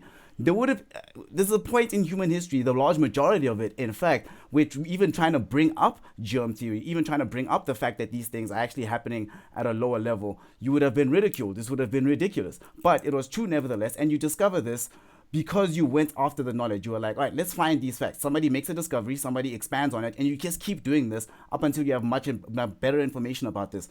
But wait, hold on. I let you speak for 10 minutes. Please don't interrupt me. Same thing. When you say that simply having that relationship with God or understanding God subjectively, it does not, in fact, like I was saying earlier, give you information back to this. Nothing you've said for the past while has said anything. You haven't said anything that gives one evidential reasons to believe in God. I'm not saying you should give material evidence. I'm not saying that you have to go out and give me the theorem, but I'm saying it would help a lot, because when you make an extraordinary claim such as God exists, God created the universe, God was the one that set into motion everything that we see around us, it was God and not evolution, like that. If you say, for example, you were saying earlier that you don't believe in the theory of evolution, which by proxy would also mean that you don't think that the universe would be billions of years old. You wouldn't think that excuse me, that life on Earth shares a common ancestor. You wouldn't believe in stellar evolution. You pretty much discount the entire field of cosmology. Simply saying that we don't understand something, right, is not you saying, okay, this other thing makes more sense. It's simply you just don't understand it. And when it comes to, you were saying something about Karabo, right? You saying subjectively, Okay, so let me ask you a question, right? Let's put it this way. Your experience of God, right, subjectively for you, right? Would you say, like let's just say that particular experience, right? Because that I want to use this thing. You were focusing very much on the conscious experience of God. Would you say that your conscious experience of God gives you more correctness in how you understand God, right? If another person comes along and let's say this person purports to be, they say they are Buddhist, or this person is from the Shinto religion or whatever, right? Would you say that your experience of God gives you simply the experience in and of itself illuminates more truths about God than their experience of God? I think you're asking that question in a very dangerous way. Let me put it to you in a different way. Okay, let me rephrase that. I'll happily rephrase that. I'll No, happily no, rephrase it. no, I'll answer it. I'll answer it very gladly. Let me put it to you this way. Um, when was the last time we met, me and you? I don't know, 10 years ago maybe. Okay, great. Now, if we were to meet today and okay, like we've spoken now, and you've had a typical or a surmised experience of how I feel or what I think about certain things, and we have spoken, right? To Mm-hmm. some extent, you have experienced me, right? Yeah. Okay. Now, would you in any way be able to equate that to how Rico would experience me next time I meet him? That's not what I'm saying. That's not what I'm saying. That's not Oh, my question. My question is to you, right? Okay. Let me put it this way. No, no, no. Let me rephrase it, value right? Let me value rephrase it based on because experience. the core of what you're Yeah. saying, right? You said your actual words were be like this experience having. You said very early on that this being in relation with God, right, gives you an understanding of Him, right? Mm. This is what you were saying, and I was saying Yes. fine. So now Right. let us suppose I am a Satanist, right? Or let us Yeah. suppose I don't know. Let's use. I want to use Hinduism. This was one of the best ones. Let's suppose I'm a Hindu, and I come to Mhm. you and I tell you that a particular experience that I have, right, gives me complete and absolute confidence in the fact that Vishnu exists, right? Okay. Would you say simply based on those experiences, right? Because you're saying that your experience with God in this manner gives you understanding of Him. Would you say that that experience? What reason do you have to say that that experience doesn't give them the existence of Vishnu, evidentially in this way? Is okay. So your question is it less valid than my experience? Yes. Okay. All right. Let's put it to you this way. Number one, I think we already established the very simple premise of consciousness, which is then that we deal with quite a lot of things in the material world. Now, things that we have seen and things that we haven't seen. You argued on the same premise that this experience, you gave an example of a psychedelic experience with, let's say I take LCD and I see certain things. I could have in my own experience, which is separate from everybody else. Now, on that same premise, I will argue then that the fact that I believe in God means I believe in many other entities. In the same way that I believe in good or evil, I would then believe in God and many other present gods. I'm going to use that word very carefully. Now, when we say gods, what we are saying is there are many other entities beyond our own sphere of understanding or our own material world, which do not necessarily come back to conclude to God. As I argued to you right in the beginning, everybody believes in a God, whether it's monotheistic, whether it's polytheistic. There's never been a question about that. Now, if you come to me and you tell me that somebody who is Hindu, for example, had an experience with what they consider God, then I cannot dispute their experience. It's just as valid. Why? Because my conditioning has already taught me and told me that there's a lot to our immaterial world that they could have experienced. Okay, I don't think but do now you would you say no? your real question is what makes my God more valid than theirs? I think that's Basically. how you want to Well, ask it. that's another question. No, no, that's not Okay. wasn't what this question was about. That's another question. And I'm gonna get there, right? Where I was Okay. going with this particular line of reasoning, right, is fine. I hear you when you say that you would definitely be conditioned to accept that their experience says something, right? But Yes, would you they not have experienced something. would you There's no not question. no, I agree with you that the experience says something, right? But would you Hmm. not agree that the simple fact of having the experience gives you Hmm. no information about anything beyond the experience? So for example, you could not What do you mean? What do you mean? Is it less valid? If someone is in a coma no, no, no. and I'm not saying no, it's less no, valid no, as a no. result of your Now, experience, right? I'm saying that no, we're talking about and experiencing things that are beyond material. So you cannot disqualify that. That's very same statement. I'm saying If that somebody has an experience, let me pick someone who's crazy, someone who what we consider crazy. Are we saying that the experience that they are seeing and what they are going through is less valid than mine, no, who I'm not saying maybe that. I myself? Listen, I'm not saying that their experience is not valid, right? What I'm saying is that their experience in and of itself cannot give you information about what comes behind it, right? So, for example, you could experience, If I come right now, if you let's say you have schizophrenia, right, and you have all the attendant problems that result from having schizophrenia, right? That experience will not tell you anything about what's happening at the level of your brain. And any claims you make about reality simply based on the experience are just not valid. You can make claims about what the experience is like subjectively, but you can't draw objective inference simply by having this experience. And so, what do I have to rely on? I have to rely on deductive observation on somebody else. You Hence, the no, you have to. The only no, thing no, you can do is get into the world and actually try and find out. Like for you have to just try and find. We agreed earlier that the only way to so, move from ignorance to non-ignorance is the process of discovery, and that's no, no. But your process of discovery is scientific. This is where my problem is. yes, it This has is to where my be. problem is. You are basing your entire understanding of life based on a scientific approach to it. And now the question is, how do you then? Okay, I had this really, really dumb interview that this someone gave at one of these universities, and she was arguing that we need to stop teaching Western science. I'm sure you saw it. It was running all over Facebook for a while. Okay, and she argues that why don't we then look into African science, because there's a certain dimension of science that is African. And she argued the issue of someone sending somebody lightning. Okay, in Limpopo, there you go, you meet somebody and they send lightning to somebody, and that person is struck and they die. Okay, now scientifically, you cannot prove that somebody can send somebody lightning. No, no, no. You can. You just haven't. No, no. Why? Here's the disagreement Wait, we're gonna have.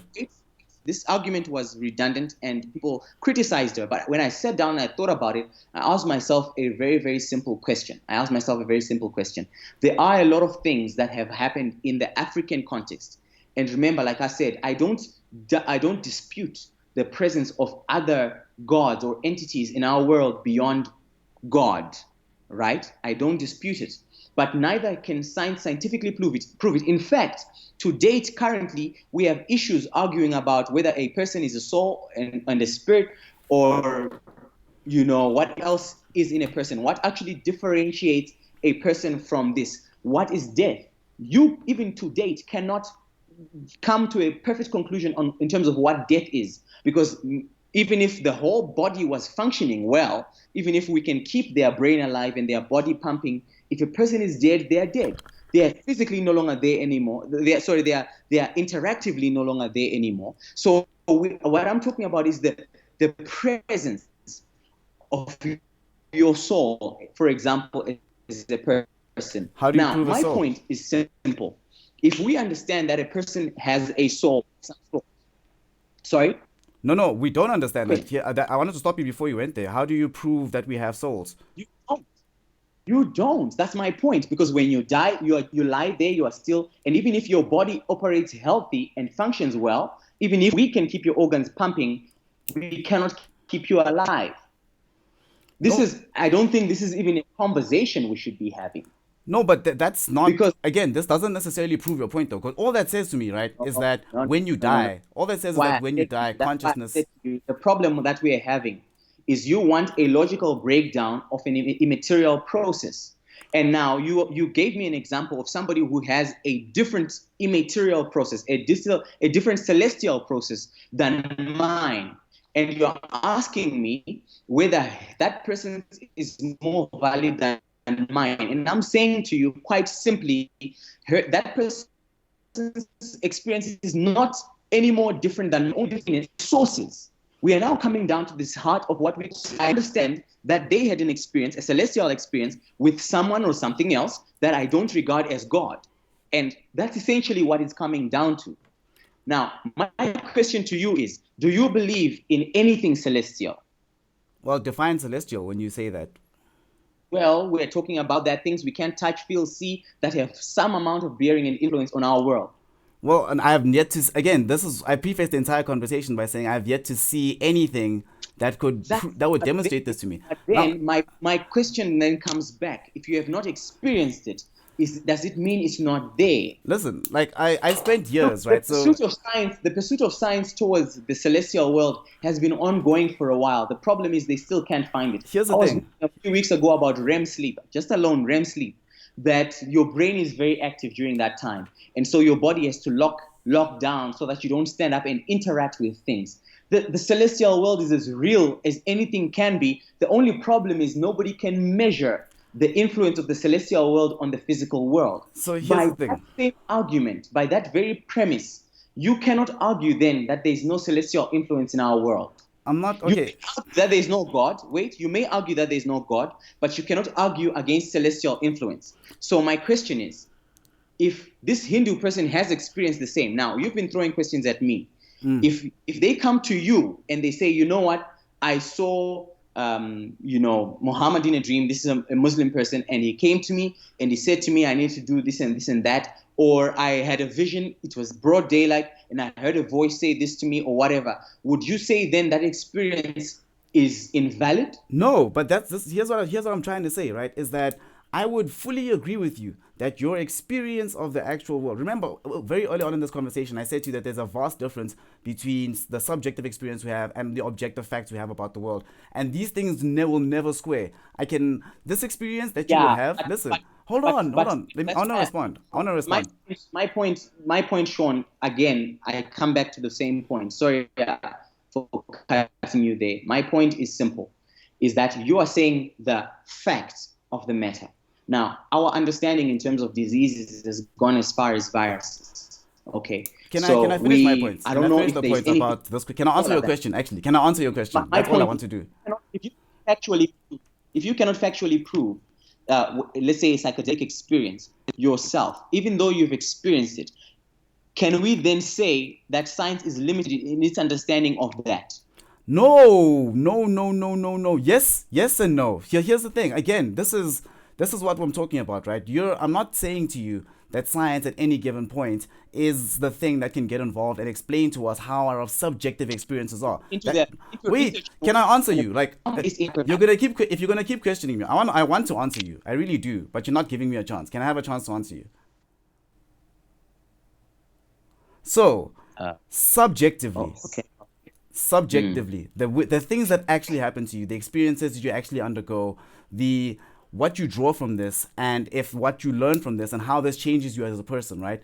Science as of yet has zero answers for this. Science can't even tell you what it's like to feel pain. Science can tell you that pain exists. Science can tell you what this might do to your brain and what psychological impacts it can have, but it cannot tell you what it's like to experience this, right? So fine, you would agree with this. What I am saying to you is that because you've been spending the last 10 minutes easily saying to me that science, you can't objectively make moves about subjective experiences, and I'm agreeing with you. What I'm saying is that you can't do the opposite either. You cannot use subjective experiences as justification for objective claims. So if you have a subjective experience about a dream about Muhammad, or if you are Muhammad and you have a subjective experience about being in a cave, an angel visits you and you're given instructions from God, that is a very subjective experience, and that is real to you in the subjective realm, but you can't make the move in the opposite direction and use that to make objective claims. And fundamentally, that's what you have to do. If you take, like, what you said is that being conscious is what justifies God. I'm saying no. Being conscious simply means you're conscious. It simply means you have the ability to experience the world in a particular way, but it gives you zero information about the objective reasons for all of that. All it tells you, all it gives you, is what's there at the point, right? Now, I'll put this down because I have to go. I have to go somewhere and pick up a car. Let me put it to you this way: the whole objective of our conversation for me today was to establish one simple fact. And I see all the comments on Facebook, and I know you have a lot of people that stand with you on this opinion, and so it's fine. What I want you to understand is, number one, I'm not using science to back up my evidence of anything. In fact, what we have proven then is that your very basis of authority is wrong. That's what I was trying to do the whole time. You have not proven that. I disagree. No. You see, when we argue, the very first question I ask somebody when I'm arguing with them is, what is your basis of authority? Okay. Now, your basis of authority, Sean, is number one, how you perceive things. How you perceive things. No, that's only valid. That basis of authority is only valid. No, you can't tell me what I think about myself and not expect me to respond if I think you're wrong. Okay, what is your authority? What is your authority? My authority about myself subjectively is my subjective experience and how I perceive things, right? But my authority subjectively, here's what's going to amaze you. There is no objective authority about how the world functions. The only objective authority about the world, right? Listen, listen, listen. The only objective authority about how the world functions is the world itself. The way the world works is its own authority, right? All we as human beings can do in the process of discovery, we don't create scientific laws. We don't create mathematical laws. No, we discover them. We find out how the universe functions by itself.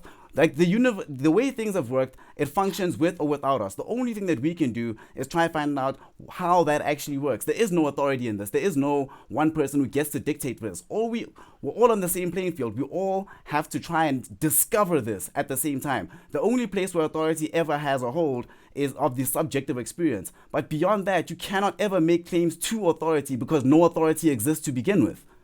No. That's why I said I'm happy with your answer, and I think your answer essentially concludes this whole thing. Basically, it does. The whole thing, no. The first thing that you said is fact. The very first thing that you said is fact, that you look at everything subjectively based on your own experience of what the world has shown you and what you've learned from the world. The second statement that you shared is opinion, where you say then there is no authority, there is no someone behind the scenes controlling movement, and that the world itself controls and moves on its own. That was opinion. Now, I have the complete opposite view. What am I saying? What am I saying? I'm saying that now everything that you have listened to and heard and watched over time, because remember this, I knew for a fact, for example, that this is your position, and remember, I'm sure you've been building this premise for a couple of years or whatever. Now, the bottom line remains that this is your perspective concerning this issue, right? It's done. It's how you see it, but based on your subjective interpretation of this. The problem is, how can I explain? Now, if we come back to a very, very simple question, how can I explain an immaterial God to a guy who's looking for a logical way to break him down and understand how he works? So this is the ultimate question that I should have asked you in the first place. You have zero information, in fact, apart from scraps of things that you've picked up, and like you're saying, evolution is conclusive. It's not. It is. It is not. It's not. It is. It's not. There are scientists who honest, stand with. they're wrong though, but then they're wrong. Scientists who stand against it. There's scientists who disagree with the theory of relativity, but that doesn't mean they're right. It means they're wrong. It means that you just simply have to be better at science.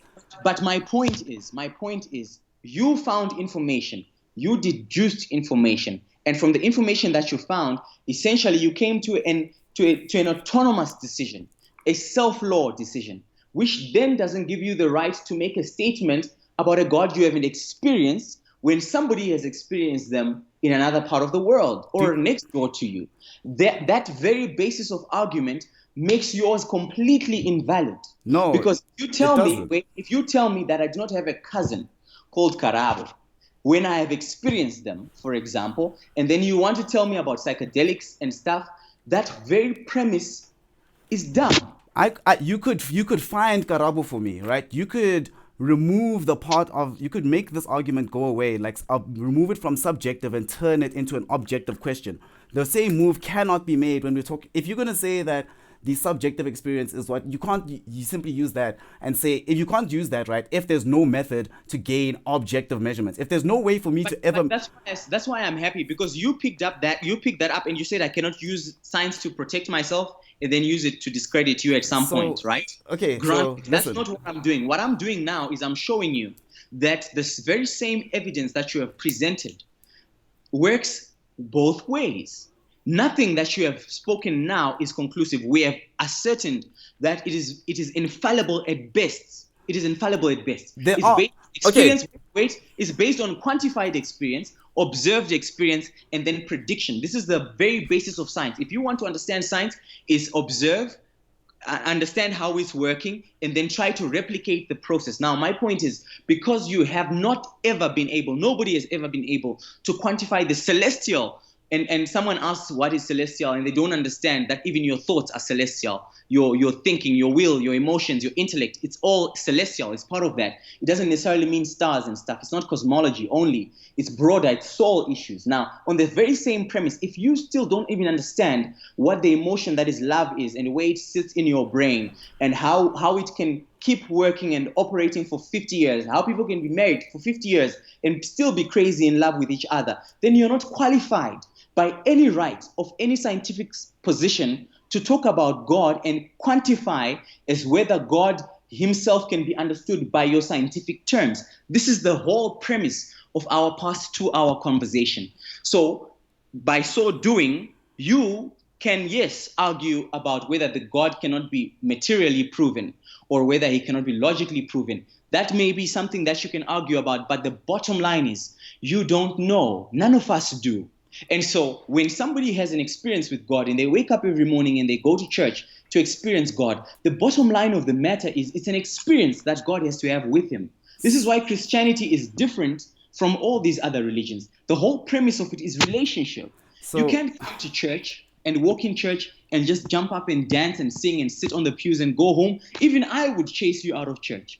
That's not what it's about. It's not about coming and giving your money and letting somebody tell you what to do. It's about you actually getting to experience God on your own. And in experience then, because I have experienced him and I've experienced, in this case, Karabo, I can come back and tell you, oh, Sean, I had an amazing day on Saturday with Karabo. Why? Because I have the experience. So here here's the one place I think. Okay, I'm gonna make one final statement. Right, this is I think where the conversation should end. Everything you've just said now, right, about how there's no material ways to prove the immaterial world, how you cannot make the moves simply by understanding the premises of the world, to saying that we fully and conclusively can understand your thoughts, your emotions, love, etc. All these things, right? All of these things are true, right? And I'm fully on board with you up until one point, right? The only difference is that I am perfectly willing to say that your experience, say, of your experience of God, your experience of higher power, your experience of transcendence, I'm perfectly willing to say that those things are real to you, those things matter to you, those things are not simply, they might not even simply be delusion in your view, and those things are genuinely and deeply important, and in some sense, these are the things that define the human experience. I'm fully willing to grant this. The place where we will always disagree, and I would say, please don't respond to this because I think we're at the 2-hour mark, it's a good place to cut. The place where we fundamentally disagree is that I don't think that this gives you the right at all to claim now, simply by having this experience with God, to claim you know anything about science, to claim you know anything about the world, the way the world began, to claim that you know anything about what at bottom drives the processes of the universe that we observe when we actually interact with them. That fundamentally is the difference that we're going to get up to, is that I will allow you to have your subjective experience. I just will not allow that subjective experience dictates what we know objectively about the rest of the universe. And here we clearly disagree. Here it's clear that we will not agree. We'll never find convergence on this. But there are still things to talk about, and I think we can leave it at here. What do you think? I agree. Look, I said to you on that moment, and I'm going to say it again. Ultimately, everything, every single thing, and whether it is a logical or whether it is a scientific, whether it is a perspective of whether philosophy or whatnot, comes from down to one simple thing. It is faith. It is faith. You have to believe in it. Woo! And so when you read for example, when you read evolution and you don't believe it, it's not selling to you. Guess what?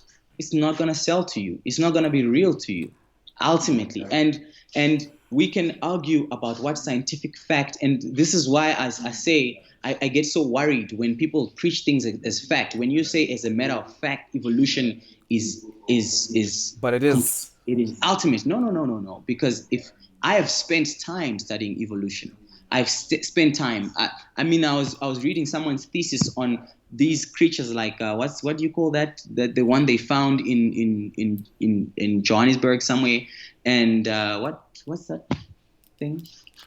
And I was reading about this, and there are multiple explanations as to why we have a Zinjanthropus or a Homo sapien and so forth and so forth. There are a million different explanations to it, which doesn't make evolution conclusive. Fact. It doesn't. You believed it, and you took it, and you kept it, and you hold on to it. When we hear up the African traditional religion and what they teach, ultimately everything comes down to faith. Now, my point again to you, like I said when I started, was if you are going to be saying you are a militant atheist, if you're saying you're a militant atheist, like you were saying, then the first thing that you have to do is not just to be able to argue and pose and throw questions against somebody who is actually a believer in God. What you have to be able to do then is you have to disprove as well that God is not there. It's part of that same mandate falls on you to disprove this thing. Because other than that, then rather take the position and say, you know what, guys, I'm just agnostic. I am not involved in this. As far as I'm concerned, the world manages itself and it runs on its own. There's an order to the universe that I am completely comfortable with believing in. But on the same sense, you then do not have authority to conclusively say there is no God. Why? Because like me, your knowledge about it is limited and you have never experienced it.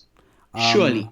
Clearly, I, I actually don't know what to say to you now because if we can't agree on basic science, then I don't know where we go from here. But I No, think no, no, no, no, no, no, no. Don't try sell stuff down my throat. I'm not I would trying. I'm be not. No, no. no. Like I'm not. You want me Not to necessarily believe in evolution. No, no, not what you evolution. I'm not. I'm not. This the statement I made is not about evolution. It's then what? What simply. is the It's simply about the idea that by making a negative claim have to have the same burden of proof as you making a positive claim scientifically, just within the terms of how we phrase a conversation. I don't think that works. But you do? I It's don't. part of the proof. It's a burden of proof. You have to present evidence that there is no God.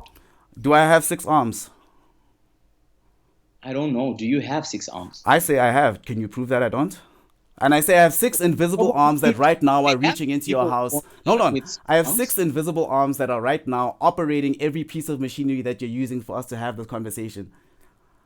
No, now you're just posing a dumb question. You're missing the point. You are absolutely missing the point. That's why I said to you, half of what we are discussing now is an immaterial God. So if you are now talking about invisible arms, apparently that you have, that you are waving, which you probably have, and that's your own realm, then it's okay. Can you I'll prove take that I don't? for your part. That's my point. All I have to do is to get there and show you that you don't. No, But my but they're invisible. They're invisible. They're immaterial. You can't measure them. You can't see them. You can't feel them. But they're there. Can you prove that can they you use aren't? them? Yes, I can. I'm using them right now. They're the only Okay, reason why great. your fan is spinning inside Great. of the computer.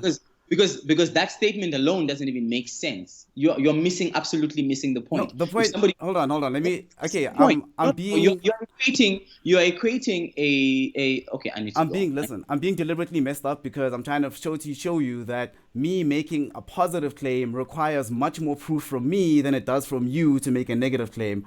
But on that, you have to leave, and it's been 2 hours. We've discussed a lot. Guidance, thank you. I think this is probably the first of many of these kinds of conversations. But yeah, I think we're. Anything else you'd like to say? I think I'm done for now. Anything else you'd like to No, add? I'm done for now. We'll take it up. All right, at the 2 hour, 4 minutes mark. Guidance, thanks for having me, man. Thanks for coming on. Okay, well. Um. Okay, guys, I'm still out here streaming this. Okay, that was conversation with Guidance Kandemiri. Um, my inclination right now, or my what's the word? What I'd like to do is probably respond to some of these questions that are coming in through the chat, but at the same time, I don't want. I feel like it would be in some sense facetious to do so without Guidance being here, because I don't want to end up dissecting this conversation without his input. So, anyway, if is there anything anybody on the chat would like to ask about something else, things that basically me or Guidance have not discussed today, that you would like to know my opinion on at this particular point? Because I've spoken a lot right now for 2 hours. Is there anything that I've said that anybody needs clarity on? The chat's going to be available for the next 2 minutes maybe. I don't know if anybody would like to ask any questions. But nevertheless, that was a conversation with Guidance Kandemiri. This was the first of, I don't know, many conversations between myself and people I disagree with, because yeah, as you all just witnessed, I disagree about basically everything. A couple of things we agree on, but a lot of other things we do not. So I think let me do this. I am extremely thirsty. I'm going to get myself a glass of water. Ask any questions, and then when I return from actually getting water, I'll answer anything that seems pertinent, that seems relevant, that seems like it needs explanation. If not, we shall see. But otherwise, guys, thanks for being here. Thanks for joining us in this conversation and for having part of this journey with me. I'll be back in about 2 minutes and we'll see what we can get through then.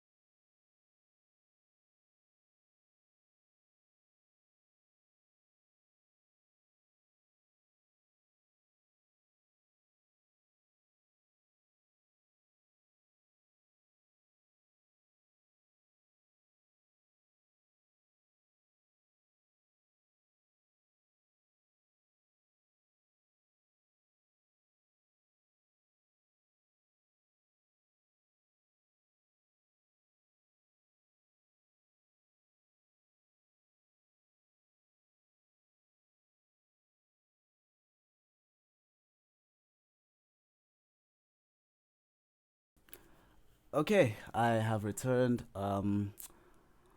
Okay, let's see if there's any questions here. The weather, Salim, Slims. The weather's terrible, dude. I'm actually freezing cold. I made the mistake of not grabbing a blanket very early on in the conversation, so I'm frozen through right now. So yeah, that's gonna be fun. I'm gonna have to get some coffee to resolve that. Let's see. Any other questions? Oh, Henry. Oh, this is yeah. What Sam Harris says. Actually, this is something that um weighs on my soul at times. I thought about actually getting that as a tattoo. The statement about that, but anyway. Um, then who chopped down the tree? Obviously Shrek, dude. Come on, Salim. Come on, be serious, dude. Play. Ask real questions. Um, are you asking me, D, about the any of the assertions I've made objectively? I guess not. I don't know. I don't think so necessarily. Um, actually, actually, I'm very aware right now of how bad an idea this is. Doing it in this fashion. So, okay, how about this, guys? If anybody still, if there's anything that you wanna actually ask, on I made a Facebook post about this, about with the stream key for this, for tonight's conversation. So, if there's any further questions you wanna ask me that you actually like me to answer, just post in that comment section, and then at some point, like in the next day or so, I will have, I'll come with answers, and I'll try to answer everything conclusively and properly. But anyway, thanks guys for coming in, everybody that got involved, and thanks Guidance for being a good sport about this. As much as we disagreed about everything, and as much as the conversation I don't think went as well as I would have liked, and I'm not sure why that is. We can explore that, but nevertheless, I do think it was civil. I do think we both have a much greater understanding of where we came from, and I do think that this is one of those conversations that, whether we like it or not, whether he likes it or not, there's many people who share my views, and whether I like it or not, there's many people who share his views. So in some sense, it is important to know fully how people feel about these particular issues. And yeah, learned a lot about how to have these conversations. But thanks, guys, for joining me. I'm Snare. Oh, also, technically, this counts as episode 1 of the Curveboard podcast. This is the hype that I'm going to be going for. And thanks for joining me, guys. I'm Sean, and I'm checking out.